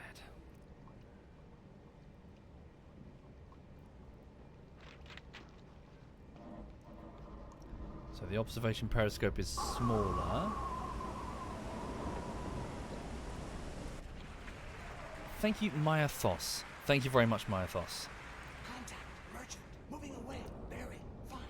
Long range. Damn it. Contact. Merchant. Moving away. Bearing. 6-6. Long They're range. going to be slipping our firing solution, aren't they? My God, we got 2 destroyers like fucking on us. Whoops. You mean the observation periscope? Come on, I gotta see something. Show me something. Hang on. Oh, what was that? I see a cargo. Moving away. Bearing. What are you? 6-7. Hello, there's our... Contact. Warship. Damn it! Moving away. She's just entered the firing 6-7. solution. Long It's range. too late. Okay, new firing solution then. Okay, from here to here. Right, quickly, very quickly, on the clock. Fuck. Almost 80 degrees. Quickly. Slow moving, Merchant. impact. Moving away. Bearing. 4-6. 90, Long what was that, range. 90 something degrees? What was the, fuck, 8 knots? Quickly, and what was the 80 degrees? What's the exact, give it, yeah, exactly, it is 25, 6, 7, 7.5 on my, fuck. No, fuck, what is it? 20, yeah.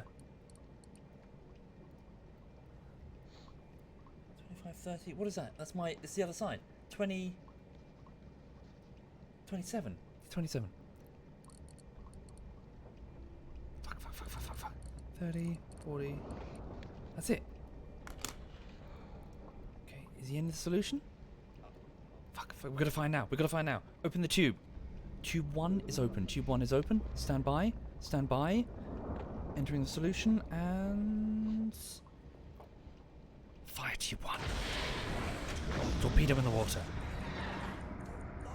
Now, we're silent. That was an electric torpedo, so even if it misses, hopefully, they won't know. Dip. Yes, sir. New depth 2 meters.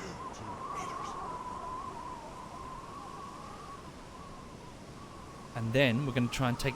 Whoa, that looks like a biggie over there, and it's closer. While that's in the water, let's get a firing solution on the other. Hang on. How long until that hits? I don't know. If you'll forgive me, we'll check that out in a minute. Raise the other... Hang on. Yes, sir. New depth 1. Let's get greedy. What was that? There was something big. Did you see that?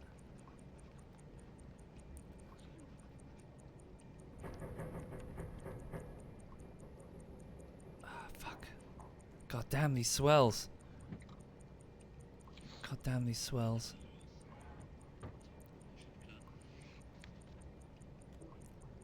So for the people just joining the stream, my U-boat is off the side of a convoy. That's a very approximate. I don't think I set the range properly. I'm just trying to get sight on bloody... Oh, it's further over there. What was that? There. What is that? Is that a whale ship? Single stack. What does that look like to you? Single stack forward-facing bridge. 1, 2. No, it's smaller. It's not big. It's just closer. Single stack. Taller. It's quite close, whatever it is. I can't tell. Is that it, maybe? Tramp steamer? No. No, it's smaller, isn't it? Single stack. Maybe I should ignore it then if it's too small. Large tugboat. She's very close, in fact.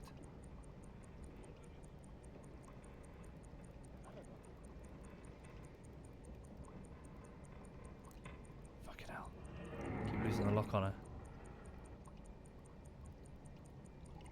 I'm going fucking wrong way. Come on. I don't know what she is.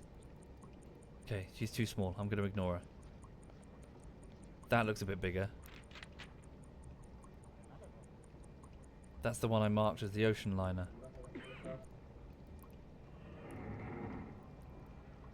Yeah, go for that one at the tail, whatever that is. Kill the engine. Yes, sir. Current speed 0 knots. I marked it as the ceramic. It's not. So single stack large. 1, 2. Hang on.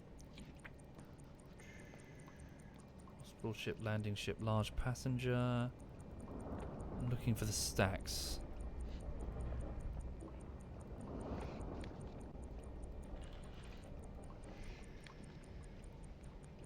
Modern tanker? No. Small tanker? No. Whale factory? No. Granville type? No. It's got a bigger bridge on the front. Large cargo? No. Could be large merchant. Tall stack? It's probably large merchant. What's the draft on that? 8.9? Maybe large merchant? I'm going to go for it. So 8.9. Let's set it to a 9 meter. Maybe 9.5 meter. Okay. So give me... There you are. Is that you? Yeah, large merchant. Okay, I presume my firing solution failed. I must have got the math wrong. Fuck, where are you? There you are. You're at the back. That's your course.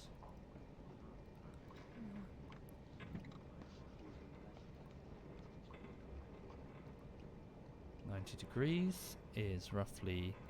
Do it further along. We can get better. 90 degrees. Fuck. Do it better. Maybe I should do it from me. That's better. 85 degrees. If that's my solution. Okay. Damn, it's a bit busy. Visually busy. Okay, so that's 5 degrees. Almost 5.5 degrees on the bearing. Okay, so 5... Whoops. Impact torpedo on about 10 meter draft. Magnetic, sorry. 10 meter draft. Single shot on about 5 degrees. 5 degrees. Yep, on my... Oh, we had an impact? We hit something? Yay! Holy shit, we hit something. That means that ship is going to start evading, though. Damn it. 5 degrees. Close. I'll find out what I hit momentarily. Holy shit. I guess I missed the original target and hit something else. 1.7?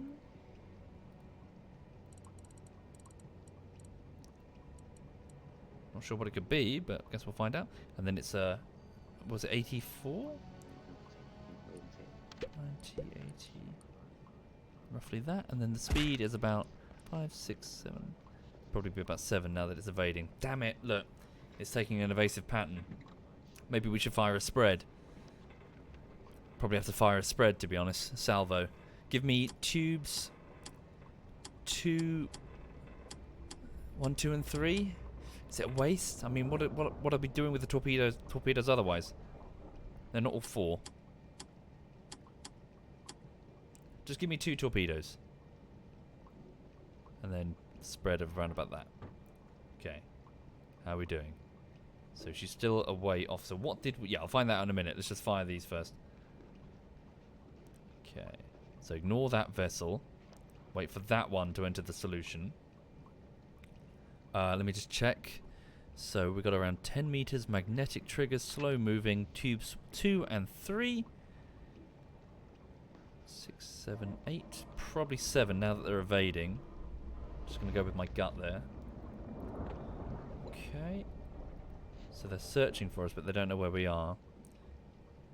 We still got it. Yep, we've got them. See them clearly. So are they a large merchant? Now that we can see them a bit closer. So superstructure. Maybe not actually. They look a bit different. Now that I see them up close. Maybe they've got a bit of a shallow draft. Oh, it's going to be tricky. Maybe I should switch to impact? Let's switch to impact. If I don't know the exact... Yeah, I don't want them to miss by virtue of the fact... Yeah, switching to impact detonators.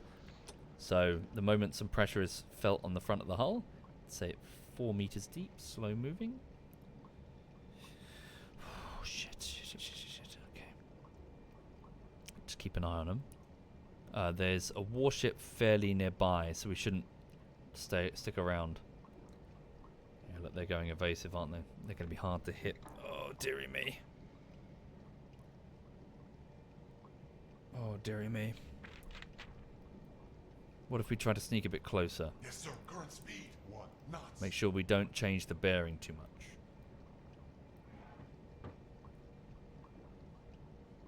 Check top left in periscope. For what, sorry? Oh yeah, we could do the height. Yeah, you're right. The height of the vessel. Nah, the seas are moving too much.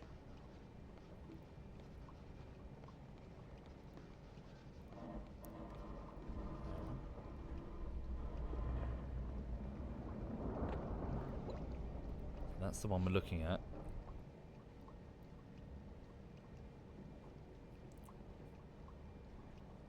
So, get ready to adjust the bearing if we indeed have also altered our position. Well, not by much, truth be told. There we are now. The bearing is now... It's a bit busy. 5 degrees, almost exactly 5 degrees. She's still making her way towards the firing solution. It said large merchant. Yeah, but that's only because I've designated it large merchant. That's simply what I've designated there, you see. The forward bridge and the compound behind the stack do match up. Yeah. It's very hard to see with the swells. Contact. Merchant. Moving away. 1, Bearing. 2. Very long range. It's a maybe from me, to be honest. Let's just fire the impacts. Just need her to enter the solution. There it is there. And we'll fire a spread of 2 torpedoes and hope we can get a hit. It's not too far anyway, so hoping it will be so close that it won't be able to dodge it. Yeah, so within 1.6 kilometers. Make sure that's adjusted for the timings. 1, 2, 3, 4, 5, 6. There we go. Right, and the angle is 86 degrees. 90, 80, yeah, 86. There we go. Right, I'm hoping this should do it. And then, yep, get ready to fire. She's steadily making her way in. Just be nice and patient. Merchant. There she Moving is. away. Bearing. 3, 5, 7. Medium range. Fuck, I've lost her. Where did she go? Fuck, piss off. There, large merchant.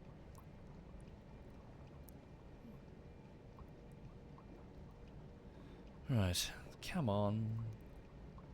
Speed up the time just a smidge. Not too much, not too many smidges. Stop the boat. She's about to enter the solution. There it is. Get ready. Open the tubes. Tubes 2 and 3 are opening. They're flooded. Okay. Get ready. Yep, we'll check what we hit in a minute. We'll try to figure out what we hit. Hopefully it's flooding. Okay, and...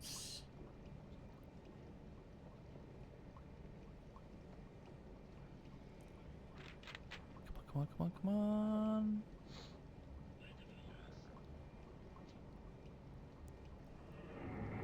Now, fire. Tubes 2 and 3, firing. There we go. Electric torpedoes on the way. Right. Whew, it's a bit tense, isn't it? You hit something, something's burning over there. We'll figure that out in a minute. So there's our target. She's trying to, yeah, she's taking evasive action. Oh, there's that warship coming for us. Hang on. Thank you, Prezzies. Thank you very much, Prezzies. Thank you. Stand by. How long until the impact? It's a 1 minute and 47 seconds. So get ready.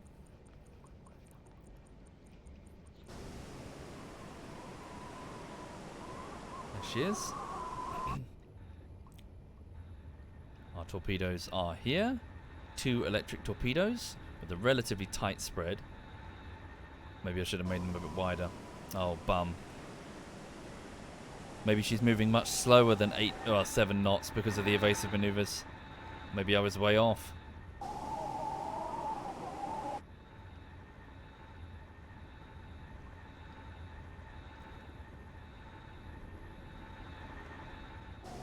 Oh, maybe, we'll see. Nah. Ah. So the initial impact was both a blessing and a curse, I guess, because, yeah, she was much slower due to the evasive maneuvers. There's my torp. Ah, there's the bow. Oh, oh, dearie me. We can get another one in.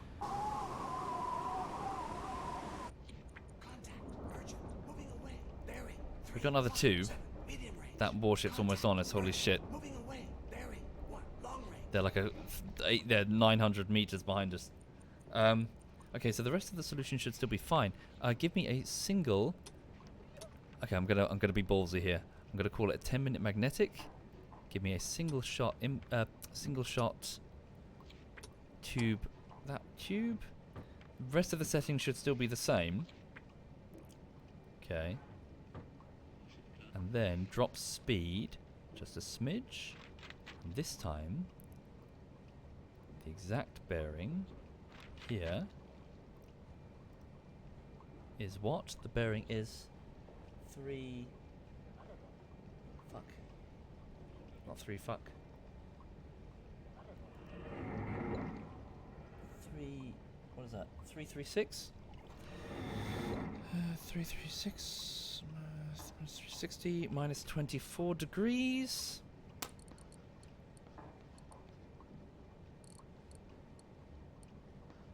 Minus 24 degrees. Angle on the bow is roughly that. That should be correct. Open flood. Yep. Open the tube. Get ready for the firing solution. 71 degrees. Fuck, lost it. Fuck it. Torpedo away. What did I do? Did I fuck something up?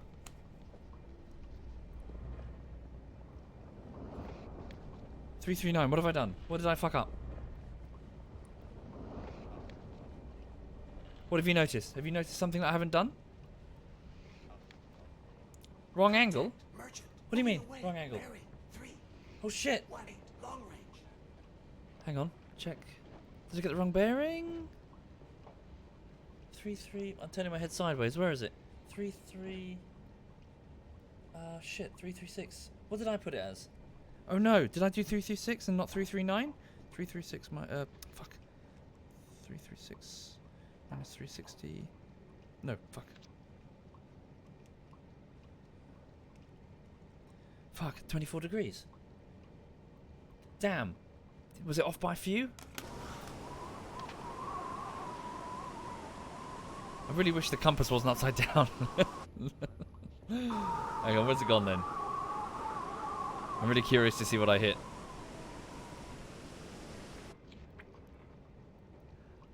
I'm the best submarine commander, me.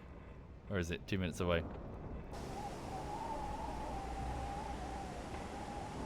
Contact. Merchant. Moving away. Bearing. 336. Long range. There we go. Where's my torque? There it is, moving at 10 meters, magnetic. You... yeah, it's way off. Alright, I suck. I clearly suck, I'm rubbish. Yeah, so I was aiming 1 degree to the next marker over instead of 1 degree to... Yeah, so it's off by like 5 degrees, isn't it? I shot way too far ahead. My bad.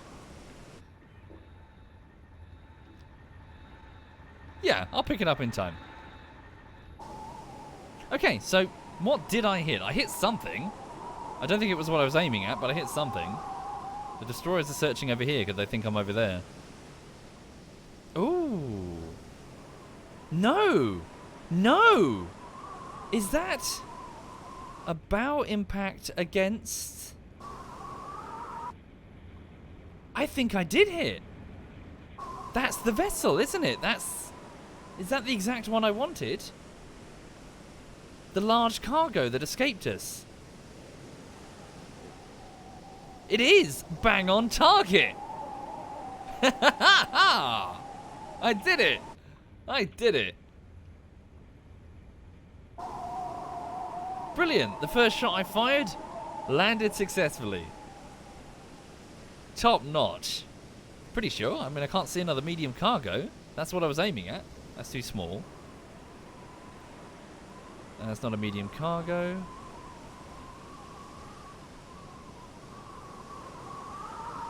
That's not... No, that's not it. That's a different... That's a darker colour. Large cargo? Something. Yeah, no. I did it. Is it really sinking? That's a good question. That is a very good question. Now then, we have a destroyer on our tail. I'm going to save it. Despite all the misses, I'm just going to... Yeah, I did my best. Alright, give it a save. So, for the people just joining the stream, my U-boat, U-48, is attacking this convoy off the coast of Gibraltar. And we did just land a hit with a torpedo. Hello, destroyer. Yes, sir. New depth 2 meters. Current speed 1 knots. Okay. Current speed 1 knots. Let's hope that we can, hope that we can bring that ship down, eh? Yes, sir. Current speed 1 knots. So we sunk one over there with a rear-fired torpedo, gas torpedo, and we wounded another ship, which I presume is the ship we just struck. So we've just struck a medium cargo ship twice, and I'm hoping the flooding should be too much.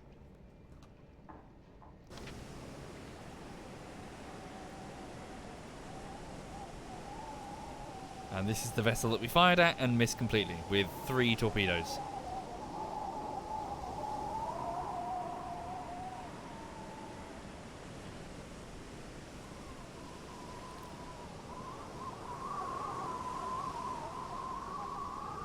So yeah, there is a fire on board. That's going to help.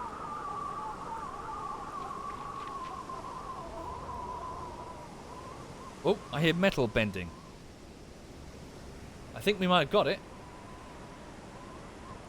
Is that an oil slick, or is that just the effect of the light on the water? Did we get her?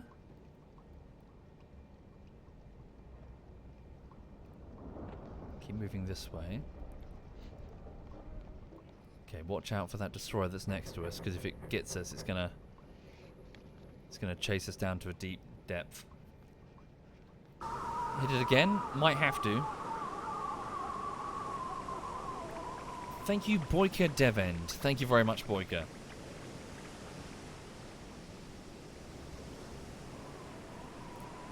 Their searchlights are going off. Are they resuming course? Oh, hello. Star shells. They're looking for me still.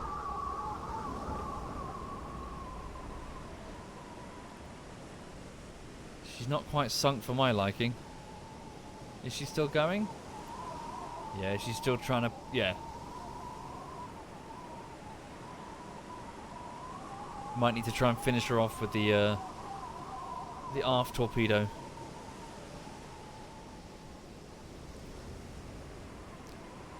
Indeed, the fire effect has gone out. Does that mean they've got it contained? Surely in these swells she should go under.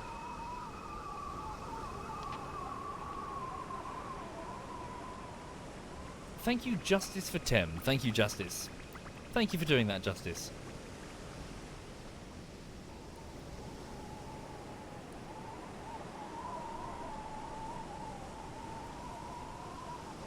Okay.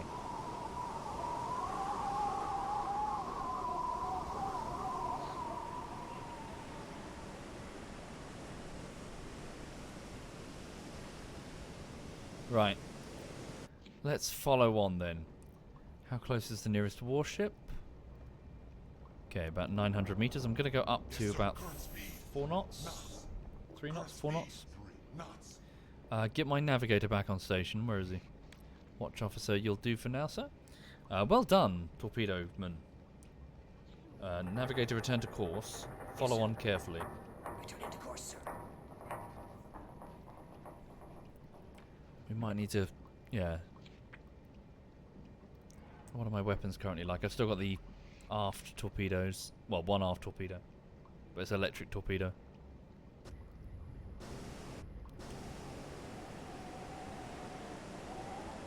Okay.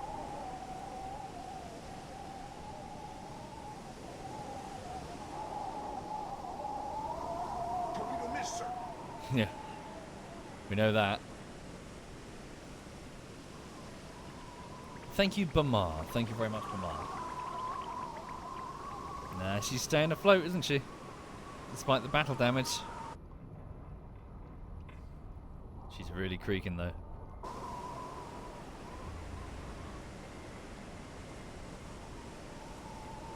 Okay.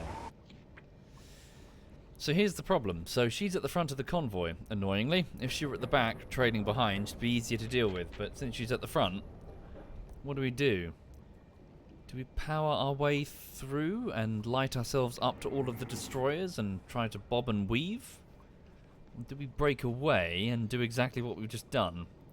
Be patient, get to the front of the convoy. She's getting... well, the whole convoy's getting close to Casablanca. I mean, that's fucking 400 kilometers, 400 something. That's nothing. Difficult. If I were to go full speed at depth, we could probably outpace, or at least match her speed. Honestly, I'm not entirely sure what the best course of action would be. The first one, racing through the convoy underwater, would be super risky. The second one, safe but slow. Yeah, we still have one aft torpedo. That's also tougher to aim. Yeah, I think we should do the slow one, shouldn't we? Let's try and get ahead of them. Right. So turn around this way. Sneak this way. Try to get their exact course before we leave. So up periscope. Periscope depth. Periscope depth. Yeah, get their exact course, and then, since it's still night time, it's 1 in the morning, I'm hoping we can intercept them before daybreak. And yeah, we'll back off and reload our torpedoes as well.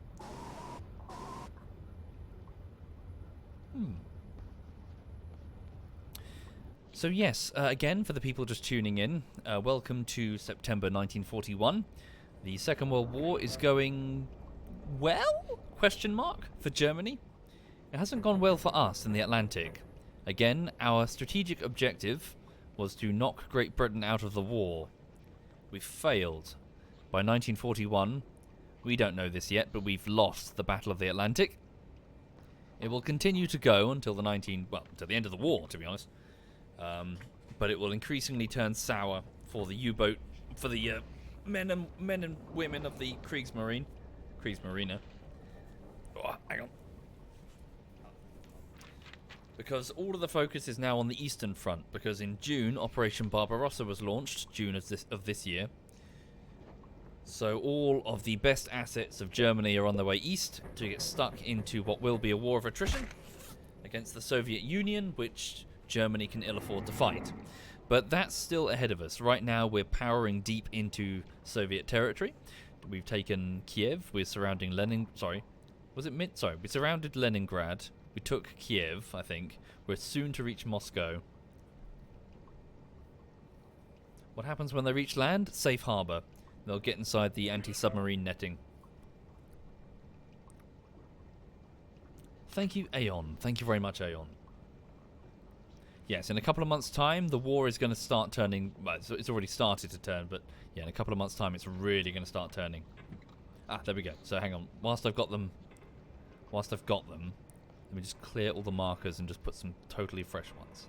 So you are moving at bearing 137. You're moving... Oh, wait, sorry. Shit, they're evading. This is pointless. Maybe. 139. Okay. Roughly 139. So the convoy is going probably that way. You're probably... Yeah, you piss.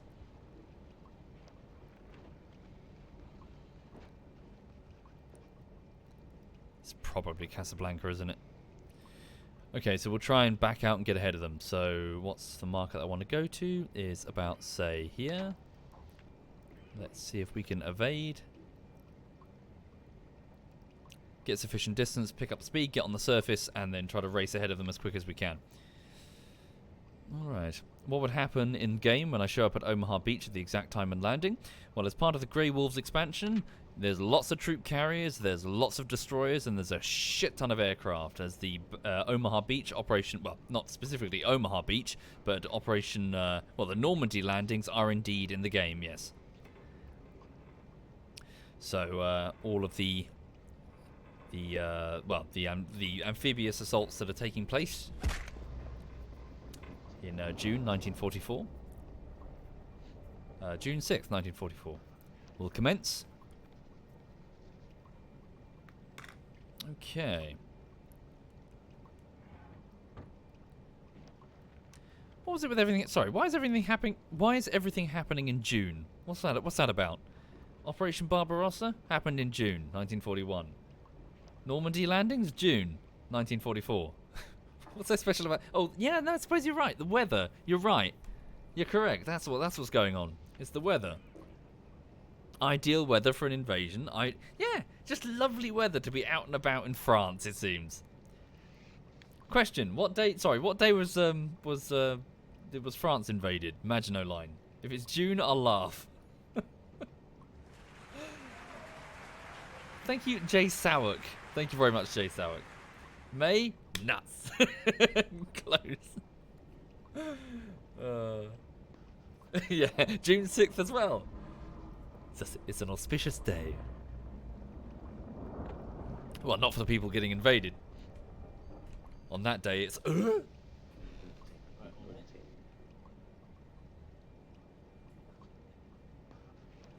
Yeah, Polish people hate June. June can fuck right off.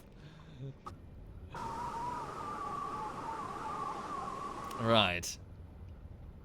Okay. So, U-48 is on its way away from the convoy. My hope is that I can get to the front and finish off the wounded merchant ship that's is limping away from my torpedo attack. Also, ZF Digby is in the chat, by the way. Hi there, Digby. I hope you're very well. Zendilor. Sorry, I'm just joking that, you know, June is great for nations that want to invade things. So, you know, Poland, a nation which is, yeah, continually getting invaded. It's like, fuck June. June can piss off. Okay, are we far enough, do you reckon? Yeah, it should be fine. Okay, take us out. Yeah, ahead standard. Take us out of silent running. Okay, we're up to 5 knots. Let's keep creeping away. And then... Are we outside of the visual range? It is nighttime. What's the actual distance to the nearest sound target? 9 kilometers. We should... Oh, hang on. Is he chasing us? 6 kilometers. No, he's not. Should be fine. Surface the boat. Yes, sir. New depth. And ahead full. Meters. Ahead full. All right. Oh, heads up. Was that us? Did we do that? Ooh, we got it. We got it. Fucking sunk it. It counted though, right? We got that. We got the credit. Berthold. Sorry, whoever's on the radio. Who's on the radio? Carl. Oh, it's Carl's on the radio. Hey, Carl. Carl. Where is he? Hey, Carl. Could you tell... Okay, don't look at me like that. Give a report. Report contacts. No, you can't give a report? Oh, we're not fully on the surface yet. Wait until the crew have manned the... Woo!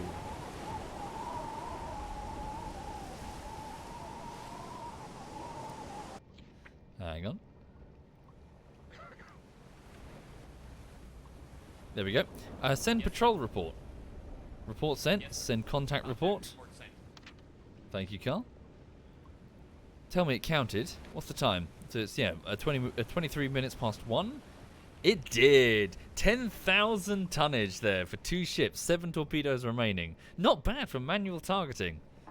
Ship All right. Ship spotted? What's been spotted? Oh, it's fine. If they come for us, we'll just fucking dive long before they get here. Whoa, that's nasty weather. Nice! That's not too bad, is it?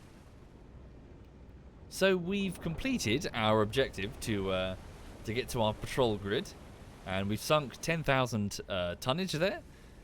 Might as well fire off our remaining torpedoes at the convoy, then piss off back to Germany for schnapps and bratwurst? How do you say it? Bratwurst? Bratswurst. Sausage. Peanut. Sausage. Yes. Also, please forgive me. I'm desperate for a wee-wee. Back in just one moment. Yeah, I'll play a little bit longer. One moment. Hang on. Oh.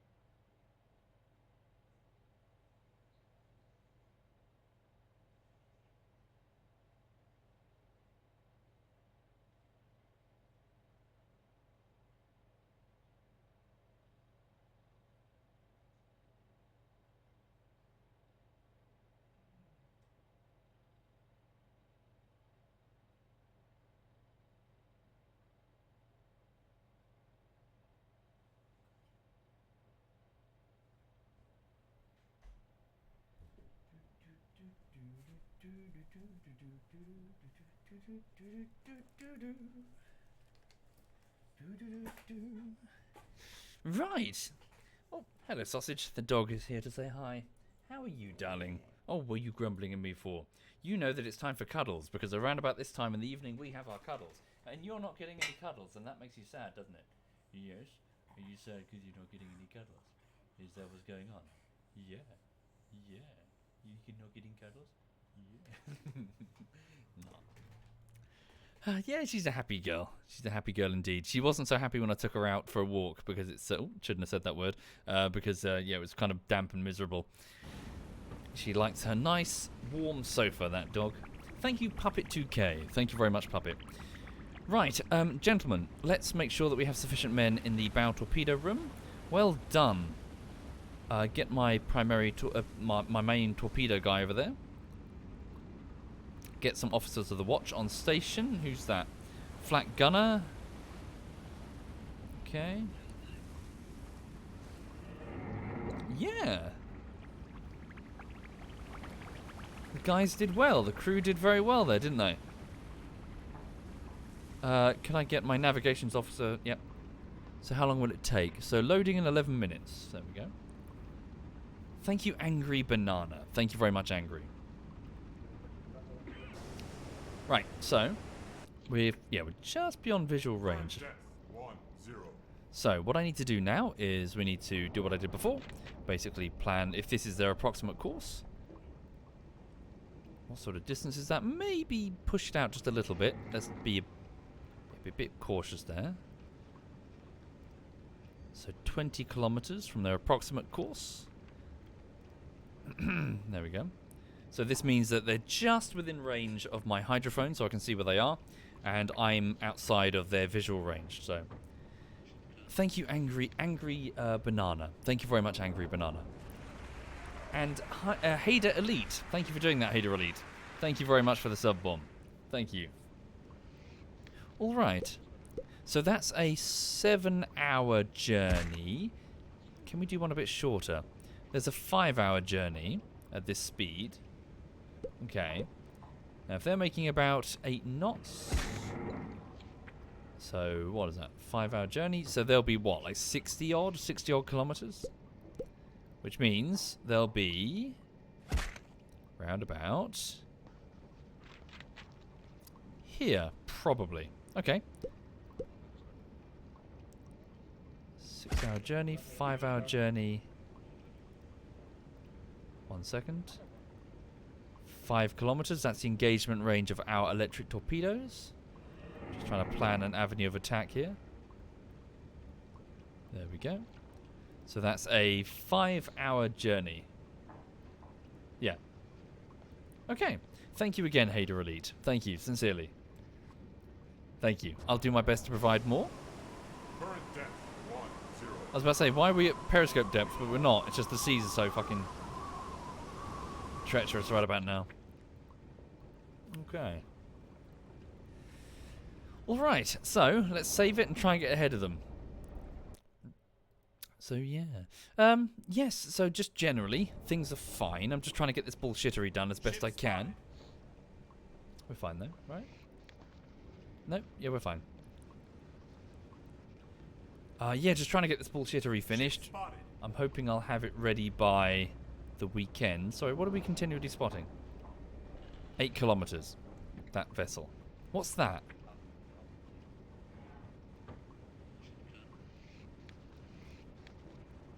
Okay, we can probably cut a bit of a corner here, can't we?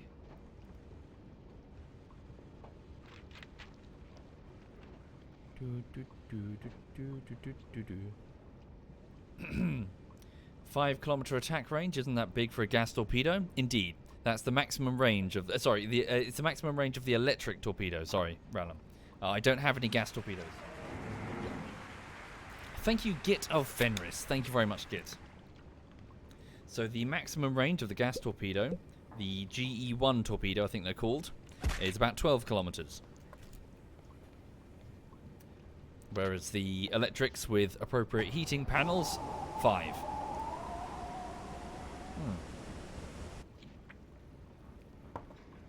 Go to bed, cat with a hat. Thank you, Energizer Bunny. Thank you very much, Energizer. There we go. So warship is there. There we go. Tube 4 is ready. Well done. All torpedoes have been moved from the reserve, which is the floor of the U-boat torpedo room, and have been mounted into the tubes. Very good. We have an external reserve, but I presume we have to come to a full stop to get that one, I think. Right. So trundling along the surface. Merchant at 21 kilometers that way.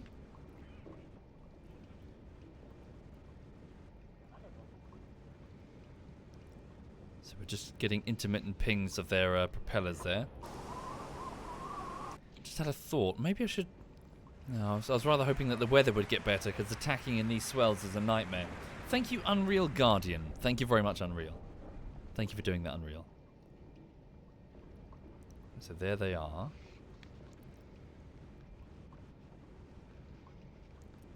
So merchant moving slow. 21 kilometers.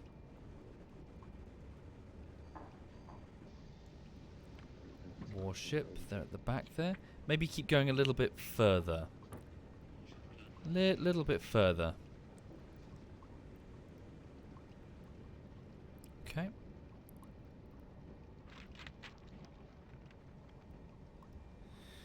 Thank you, Scott the pool boy. Thank you very much, Scott. Thank you for doing that, Scott. Here we go. So it's almost dawn. Move in there.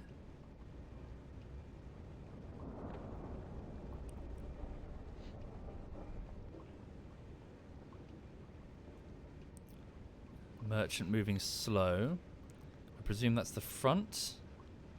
Have they turned away slightly? Nope, we're in business. How far away though? 12 kilometers. So remember the visual range is 8, so we should get underwater soon. Let's get underwater now. A couple more minutes. Oh no, hold up. Who's that? Merchant. 12 kilometers. Yeah, let's get underwater now. Yes, sir. Better safe than sorry. And then ahead standard. Periscope depth. Ahead 1/3. Keep our periscopes down. Alright. Down we go. And then we're going to move forward. So men in the bow torpedo room, you can go stand down. Okay, the men in the diesel engines need to be relieved. So yeah, get them in there. Get some fresh men over there. Current depth 10. Contact. Merchant. Closing. Bearing. 5-2. Long range. Long range, define long range. I presume that's the warship at 15 kilometers. Okay. So keep moving ahead at 5 knots. 40-minute journey there. Continue. Speed up the time there. Keep going, keep going. That's probably the warship. Have they moved south on me? No, no, they're still holding. That's probably a warship there. He's sweeping, keep going. I think they have. I think they might have moved south-southeast on me. Still 10 kilometers. Ooh, careful, watch out for that warship. Uh-oh, have I just attracted undue attention with my speed? I might have done. He's moving surprisingly quickly towards me. Yes, sir. Ahead 1/3. Look, they've made a course correction. They've moved directly south. Haven't they? I'm in the right place, but their course has changed.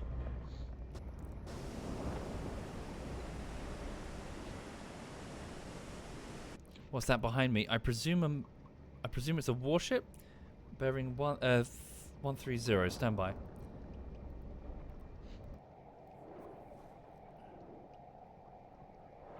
Yeah, it's a warship.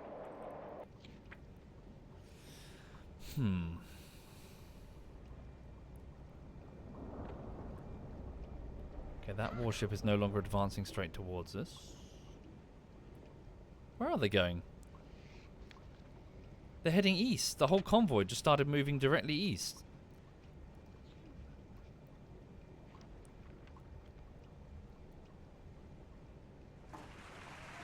I see. They just did a big change on me.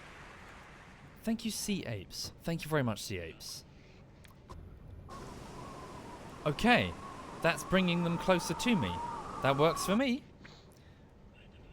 Put up the periscope. Yeah, go to silent running. Yes, sir. Rig for silent running. Rig for silent running. But still keep us at 1/3. Yes, sir. Ahead 1/3.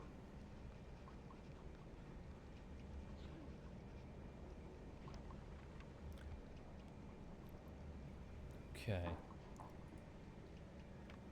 So it's the south-southeast bearings. So it's the bearing between south and southeast. So if south is 180 degrees and southeast is 135, south-southeast would be 100. I want to say 158. I think, is that true?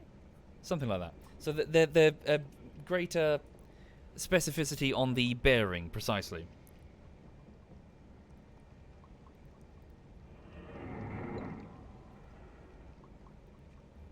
So, in fact, if I go to the map view, isn't there a... There it is. Here we go. So, south... Ah, turn my head. Fuck. South... What the hell? Wait, what's wrong with this picture? 180. Oh, that's a weird... Oh, that's really hard to read. Holy shit. South-southeast. There it is. The blue line. Yeah, 158 degrees. Oh, hello. Right, so warship coming towards me. What's that? Cargo vessel. Yes, sir. All stop. Okay, so I've got myself... So that warship's Yes, coming sir. at me, though. Who are you? Ahead slow. That's a big vessel there. See that? Can I get you? You are where? Bearing 309. You're here. What are you? I see you. Hello. Whoa! Large cargo. Very distinctive. Quickly. Get some torpedoes underneath. Not large merchant. Large cargo. Medium cargo. Can you see with the superstructure the size of it? Victory cargo ammunition ship. Cyclops class coastal.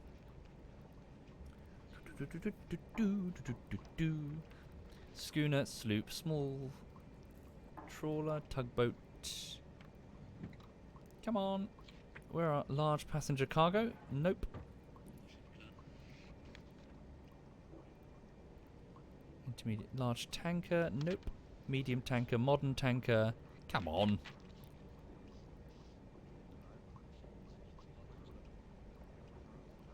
Large cargo. Here we go. That's you. Big superstructure, single stack.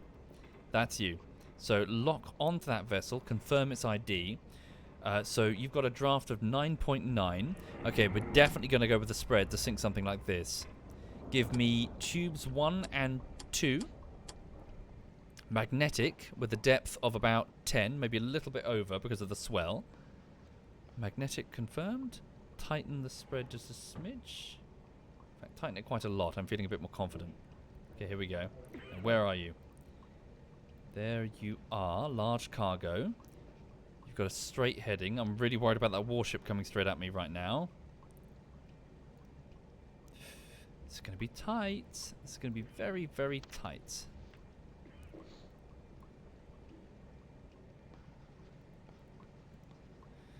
There's a warship right there. Okay, so... Kill my speed. Don't move. What would be the optimal angle of attack? So, let's go there. Oh, so it's on about 92 degrees. Can we launch a bit sooner? I'm worried that I'm probably going to get attacked before it reaches that point there. Let's go with an attack angle here. Shouldn't matter too much if I'm using magnetics. So that would be 100. Is that correct? Wait, where's my notes? Angle on the bow, direct. So put yourself in the shoes of the captain. 0. Right side 90 degrees. So I would be 45 degrees ish. So it's the other angle. So I've got to look from the perspective of their captain, not me. Angle on the bridge. So it's actually 65 degrees. Yes, 65 degrees. That's the angle on the bow. So, torpedo computer, 0 degrees. It's here, 0, and then it's... I've already forgotten. Where is it? 65 degrees.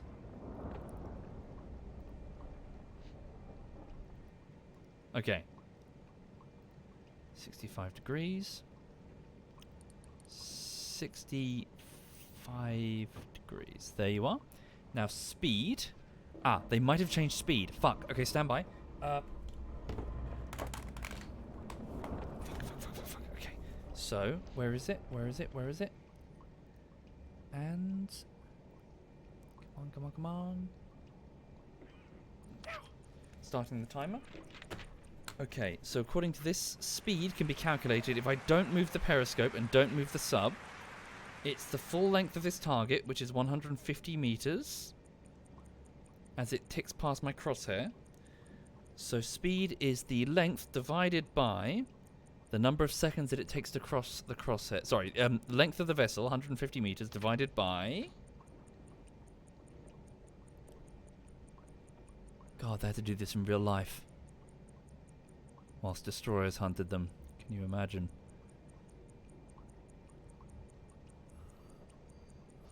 Stop.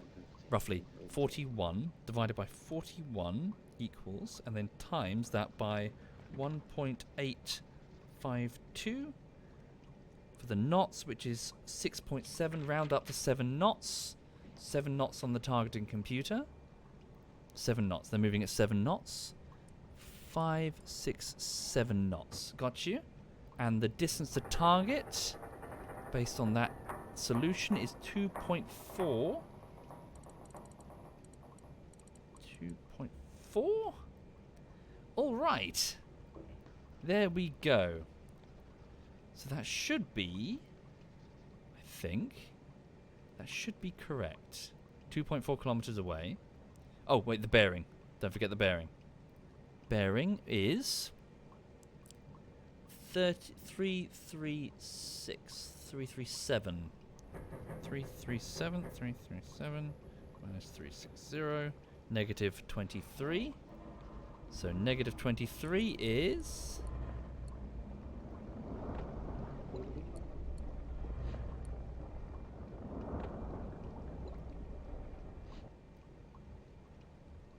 Yeah. That's correct, I think. Oh, wait, the angle on the bow has been altered. It was... What was it? It was, It was 65 degrees.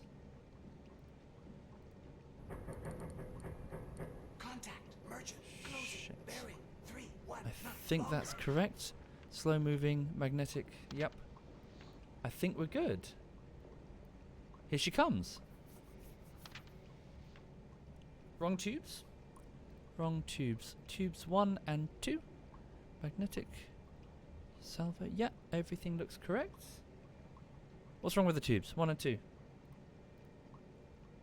Tubes are correct. Okay. 1 and 3. Oh, sorry. 1 and 3. It's fine. 1 and 3 is fine. They're the same torpedoes. Okay, get ready. I've lost it. There she is. Locked. Track her carefully.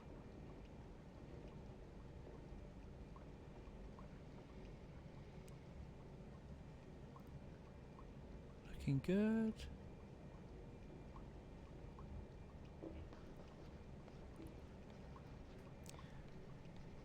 So for the people just entering the stream, we fire the torpedoes ahead of the craft, and if our numbers are correct, she'll drive straight into them.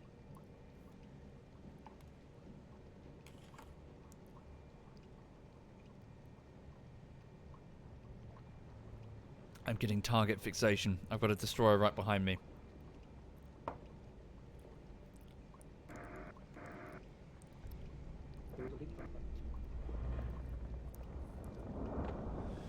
Alright.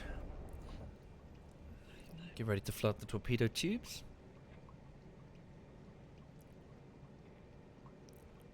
You think the spread is too big? No, I think we'll be okay. Come on, give me an accurate position. I need that position.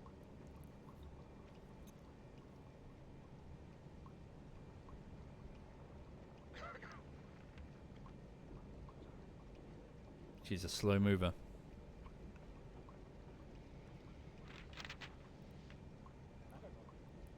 But it also means she's going to have a hard time dodging the torpedoes, even if the destroyer sounds the alarm. She's about to enter the solution. Oh, flood the tubes. Opening tubes 1 and 2.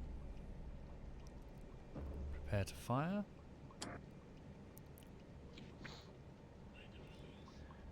We fire the moment she enters the solution. Thank you, the Wreck Hide. Thank you very much, Wreck Hide. Whatever, 1 and 2, 1 and 3, it doesn't matter. They're literally the same torpedoes. I'm firing 2 torpedoes. Doesn't matter if the dial is pointing at 3 or 2. They're quite literally identical. Thank you, Slapper. Thank you very much, Slapper.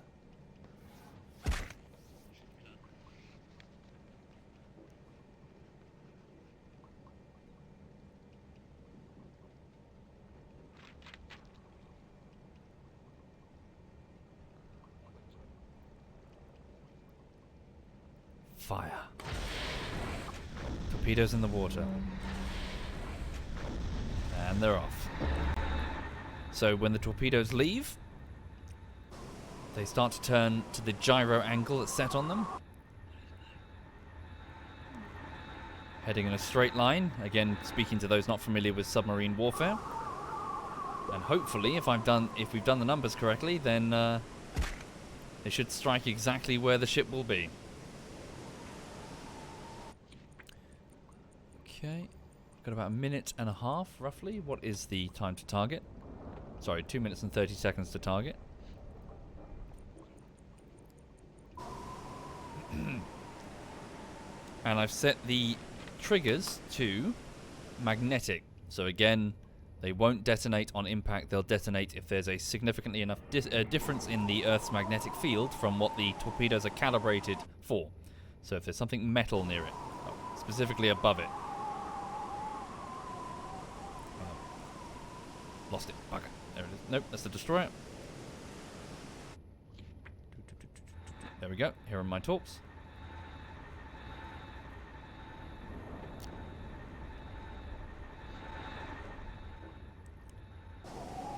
So each individual torpedo is running, I think, about 280 kilograms of high explosives mounted in the nose. But the idea is that if we can trigger the explosives beneath the ship, containing the explosion between the ocean and the superstructure of the vessel, we can do way more damage. We can effectively flood compartments all the way along the base of the ship. And remember that the base of the ship, especially in a military capacity, is often the weakest armored. Looking pretty good. I'm getting better at the targeting. Ooh, still quite some distance to travel though. I mean, it could always move. I might have actually missed. It's moving quickly past my solution. Woo, bugger. Speed up. Go faster, torpedoes. What? Oh, I think I've missed. I think I've missed everybody. I've missed. Rats. Rats, rats, rats. Okay. Should have gone for a wider spread. Let's try again. Yep, I guess I'm shit. Alright, let's go for another solution. Quick. So, there she is now. That's her current position. Let's go for a solution. Where am I? Here. So, there. Solution, do this quick. That's about 87 degrees. 87 degrees, and that would be 6, 7, 8. 3, 4, 7, long range. Give me the other 2 tubes. Yep. Magnetic. I can't switch to magnet. Oh, there's one empty. There we go. Magnetic. 10 meter. That doesn't matter. 87, roughly. 7 degrees. Go. Give a slightly wider spread this time. Okay. It's the other way, isn't it? Fuck, gotta hurry, gotta hurry. 93 degrees on the gyro angle. Get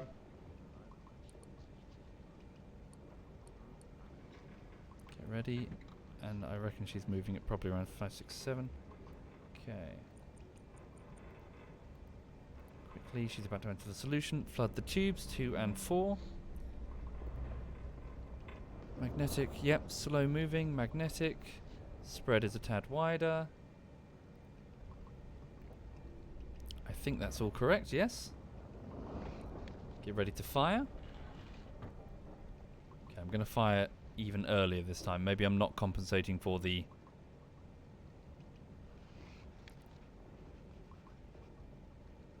come on, give me a...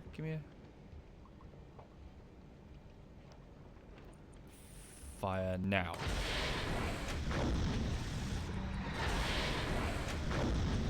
So somebody pointed out before that I'm not really giving the torpedoes time to speed up.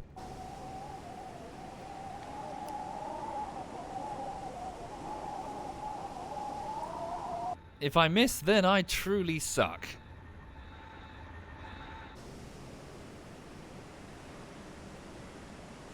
Alright. Yep, get those Fs ready, everybody. Either for the sailors as they meet a watery grave, or for my accuracy.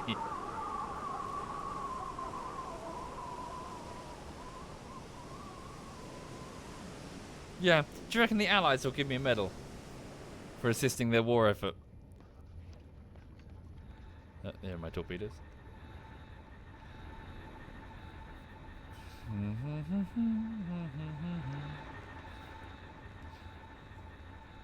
And this is where another U-boat appears, and I hear...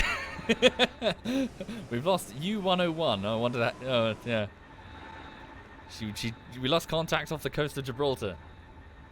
U-48. Did you see them? No.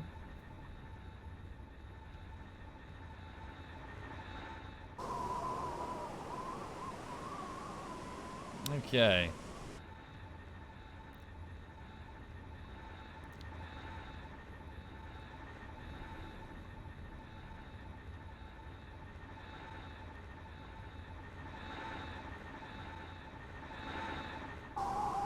Come on, you bastard.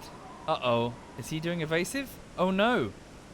Are they all now doing evasive? They look like they're turning sideways. Did they hear the sound of a torpedo exploding? And we're like... Merchant, constant distance. Barry, 1, 5. Whoop.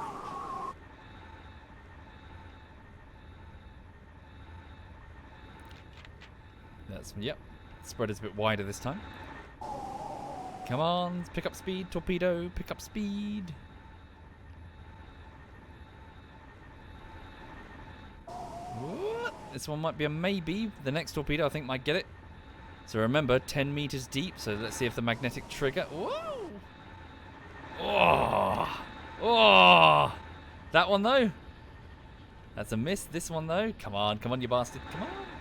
Yes, right under the hull, right under the hull. Don't you bounce, don't you bounce. Lift. Yes! Direct to midship. Under the hull as well. Excellent. We got ourselves a hit. That's a heavyweight ship as well. Alright then. Nice. Again, electric torpedoes, so they have trouble figuring out exactly where we are. So that's its current position. Just mark it. So yes, explosion contained beneath the massive hull of the ship and the ocean, meaning that a whole load of compartments would have just been breached there. The ship's hull would have been lifted up, like breaking its back, it was known as. So, lifting it up, I mean, consider the length of a ship. Like, imagine a ship that's 180 meters long. You put an explosion beneath the middle, so the middle of the ship, you've lifted it up, and you've effectively, the weight of the bow and the, what was that? Oh, it was the other torpedo. Yeah, so the weight of the bow and the stern, they remain fixed, whereas the middle is lifting up. And of course, it's bouncing up and down as the hydrostatic shock kicks in. And you've got like an air bubble beneath the ship briefly.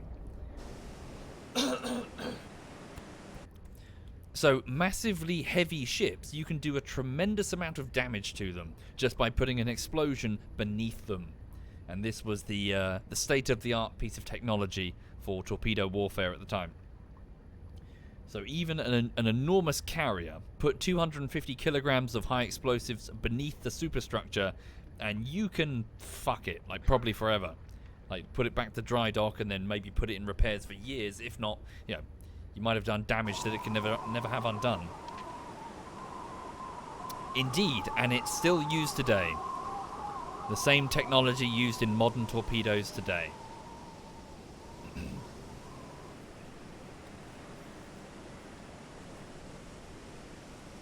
For impact torpedoes could be negated. You could have torpedo belts, basically bulges across the side of the vessel. Their existence is purely to absorb torpedo impacts by being armoured or typically just, you know, non-important, just empty sections of the hull that are flooded or whatever. Alternatively, simple netting could defeat torpedoes. You could just suspend nets from the side of your ship, so long as it was moving very slowly or was moored. That's all it would take to defeat a torpedo that was set to impact. Beneath the ship, though, different story. And it's for this reason that many navies took it upon themselves to try and make, like, you know, cheat a little bit. Get a guidance system that was a bit more reliable. Manned torpedoes. It's not quite as harsh as it sounds, as in divers would deploy a torpedo and then, you know, evacuate and boom. Unfortunately, Japan didn't get the message. They had kamikaze torpedoes. I think they were called the Kitons. Horrible way to go.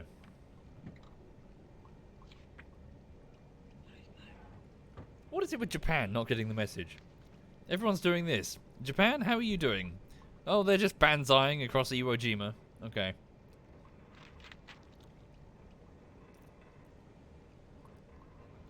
I suppose that's technically not true. Iwo Jima. Sorry, that was the one place that they didn't. Sorry, did they? No, I think they did that. I can't remember. I think they were famous for the fact they didn't do it, and it was weird. Elsewhere, the Japanese were just sort of banzai charging into American machine gun fire, but they got to. Is it Iwo or Iwo Jima? They got there, and all of a sudden they weren't doing that, and they were digging in, and they were being a nightmare. Because it turns out that the Japanese commander was actually hyper competent compared to all the other ones. Iwo Jima, sorry, my mistake. Yeah, compared to all of the other Japanese commanders, the one at Iwo Jima was actually really competent.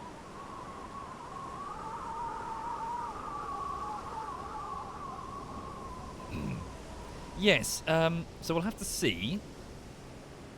We should probably stay with it and shadow it. So what's that thing doing? Is it coming towards us?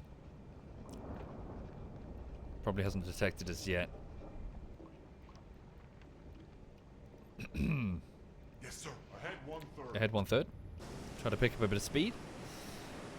Uh-oh. Maybe don't do that, because that destroyer's coming at us. Drop our depth a little bit. 4 meters. Yeah, we might have to do another torpedo attack. So we're out of 4 torpedoes. We've got an aft torpedo.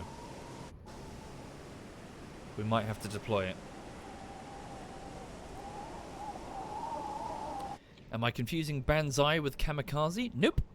Banzai and Kamikaze, 2 completely different things. Banzai attack would be mass troop assault, whereas a Kamikaze was a dedicated suicide attack. Typically used to describe the planes specifically. Modified Zeros that would basically drop in and attack the American ships as an act of desperation. The beautiful fighter that Zero used for a throwaway weapon. Interestingly, the Zero had a bit of a major design flaw, which actually made Kamikaze... So, sorry, for those not familiar, the Japanese fighter plane had a very major design flaw when used in Kamikaze, which rather tragically resulted in... Well, the whole Kamikaze thing was bullshit, obviously, but... in short, the Zero's controls lock up above a certain speed. This is because the flaps that are used by the Zero do not use hydraulics. They're manually controlled. As a result, traveling over a certain speed means that it would take too much force to depress the pedal. Uh-oh. We're getting pinged. Dive. Yes, sir. We've been Ahead detected. Get us down. That destroyer's coming for us. Ahead full. full. Yes, sir. Never mind silent running. 161. That's Azdic. Contact! Warship! constant distance. Bearing 28. Okay. Long range. Walter, give me its exact report. Give me its exact position. Take us down. Yes, sir. Rudder Warship 3, closing. 3 Bearing degrees to 1, starboard. 1. Up the observation periscope. That's the wrong one. Shit, I hear it. She's coming at us. Current depth 30. Where's the warship? Walter, where's the warship? I need a report, Walter. Where's the warship? Warship moving away. Moving away, bearing 3, 2, 1. He's over there. Moving away. He's going to be looping round on us in a second. That'll give us time to get to deep. Yeah, get down deep. Current depth 5. Moving away. Okay.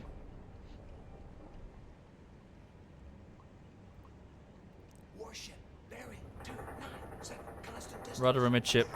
We're down to 63 meters and sinking. Keep bringing us down. Getting deeper beyond their depth charge effective range. No. Deeper. Constant distance. 0. Take us down. All the way down. New depth 153 meters. Warship New depth bearing 297. 161 Constant meters. distance. Current depth 80. Warship bearing 312. Moving away. But yes, what I mentioned about the Japanese Zero, again, just general war trivia. All of this was discovered by the Americans when they were actually able to capture one of the Japanese Zeros. The Japanese pilots had specific orders that in the event of one of their fighters... Current depth 100. Where is it? Depth charges are above us? I think they're ahead of us. 337, yeah, they're ahead of us. Warship bearing 341. Moving Current away. depth 110. Okay, come down speed. 1/3. Ahead 1/3 and put us in silent running. Warship bearing Brake for silent running. 342. Ahead slow. Moving Yes, away. sir. There we go. Return into course, sir. So the Japanese pilots had very specific orders to make sure that none of their fighters, or material in general, land into the hand of the Allies. There was an attack made. So during, I think it was during the Midway operation, an aircraft carrier was sent further north into the Arctic Circle area, basically to the north. I'm not sure why. I can't exactly remember. What was it? What were they doing up there? I can't remember.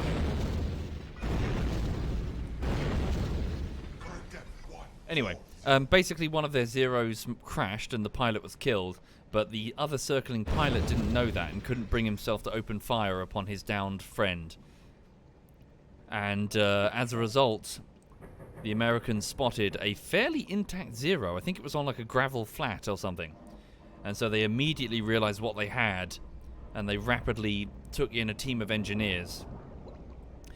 They took the pilot and gave him a burial, and then they took the Zero straight back to America.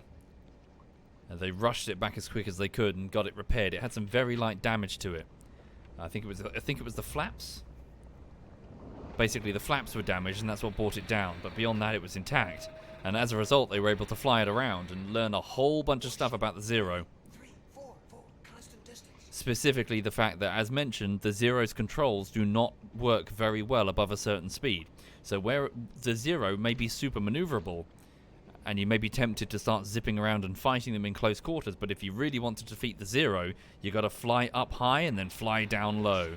Basically repeat speedy, actions that will force the Zero to move at high speed, and that's when they're vulnerable, because then the pilot cannot maneuver, and that's when you gun them down.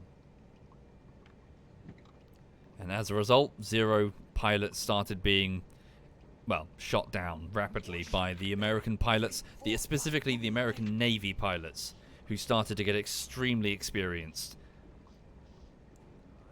In the late stages of the Pacific War, American Navy pilots were the best in the world. Which is a bit of a sharp contrast, but because before that, Japanese pilots were pretty damn incredible. And then the tide turned on them.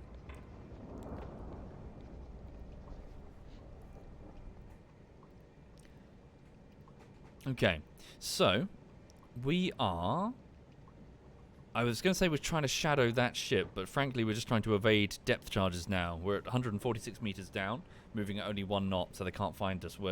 So what am I doing here? Is that ship sinking? It all depends on whether or not that ship is sinking. It's gaining quite some speed now.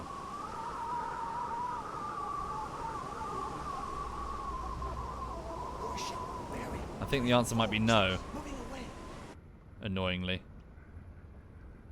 Slow though, isn't it? Is it falling behind? Wasn't that at the front? Maybe it is indeed suffering flooding. We're over there. Warship, bearing. 3, 4, 6. Moving away. No, all of their props are quite slow. They're on evasive maneuvers, that's why. Yeah, this one's going to need a second torpedo, I think. Alright.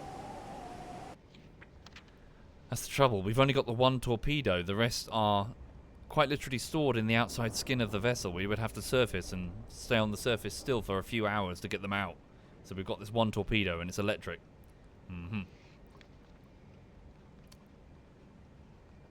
Tricky. So what are we doing? This destroyer is going to keep us pinned down for a while, so I guess we've got to back out. We've got to do a repeat. Warship, Yeah. bearing. 3, 4, 7. Constant distance. Okay. So let's take ourselves this way then.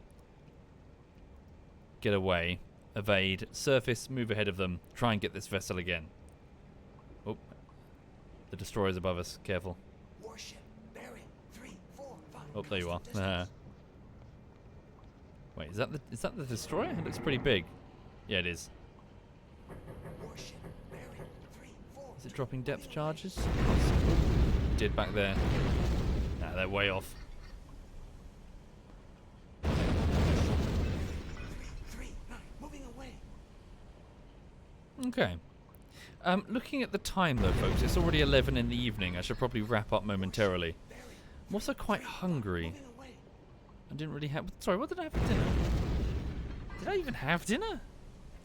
No, I think I had like a bagel a while ago. Quite hungry. Moving away. Thank you, that guy. Thank you very much, that guy. Warship, bearing. Oh no, I shouldn't get a takeaway. Moving away. No, that's naughty. No financial, like, you know, decision. What's the saying? Like, no financial decision like close to midnight is ever a sensible one or something. Current depth. What's open? Oh, kebab. Warship, bearing. 3, 2, 3. Moving away. Thank you, Infinite. Thank you very much, Infinite. And that guy. Thank you. 3, 2, 0. Moving away. Okay, that's enough. Walter. I'll tell you what I used to do. Before COVID, I used to really enjoy going to a 24-hour supermarket here in Brighton. Oh, it was nice. I really, really liked that. The car park is completely open. You know, you can get right up to the front of the shop. All the shelves are full of all the fresh produce, like the fruit and stuff, for the next day. And there's no one. You just self-service, just wander in. Fucking, it's fantastic. I loved it. And then COVID happened, and all of that stopped. Sucks. Yeah, just put your music on, just walk, you know, the employees around doing whatever, but...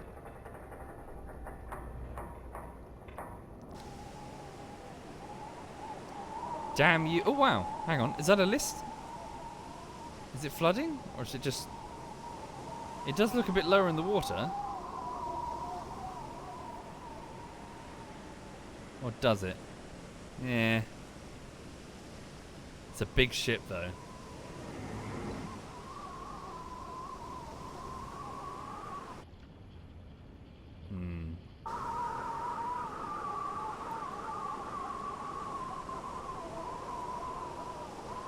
If I zoom out, does the model look like it's listing? No, not really.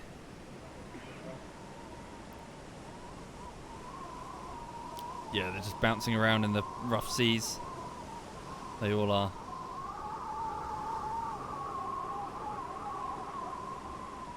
Okay. Right, so I'll probably leave it there this evening, folks. But yeah, thank you for joining me. Thank you for watching. Hope you at least found this mildly entertaining. Yeah, so our U-boat U-48 in September 1941 continues to hunt Allied shipping. We've sunk 3? 2? How many ships have we sunk? Mission objectives. No, that's not it. Okay, Carl. No, wait. I don't need to talk to you. Status report. 2 cargo ships. So I'm hoping this will be the 3rd. We're out of one last torpedo apart from the other ones. I'm gonna lie in bed. And Carl gets to stare at me awkwardly. I can't get out. There we go. What the fuck? Oh, weird. What's that? It's my mug. I'm stuck. What's going? Fucking hell, the controls are really awkward. Not very private. I mean, all the crew are going to come through here. Right. Anyway, yes, so the latest bullshittery, I'm trying to get it done. I'm hoping to have it ready by the weekend. It's Divinity Part 2, so the continuation of that story game, where we're continuing to run around Fort Joy causing problems. And, yeah. The destroyer's still on us. Thank you, Chernobyl. Thank you very much, Chernobyl. Right, give it a save. So, look at this, hang on a minute.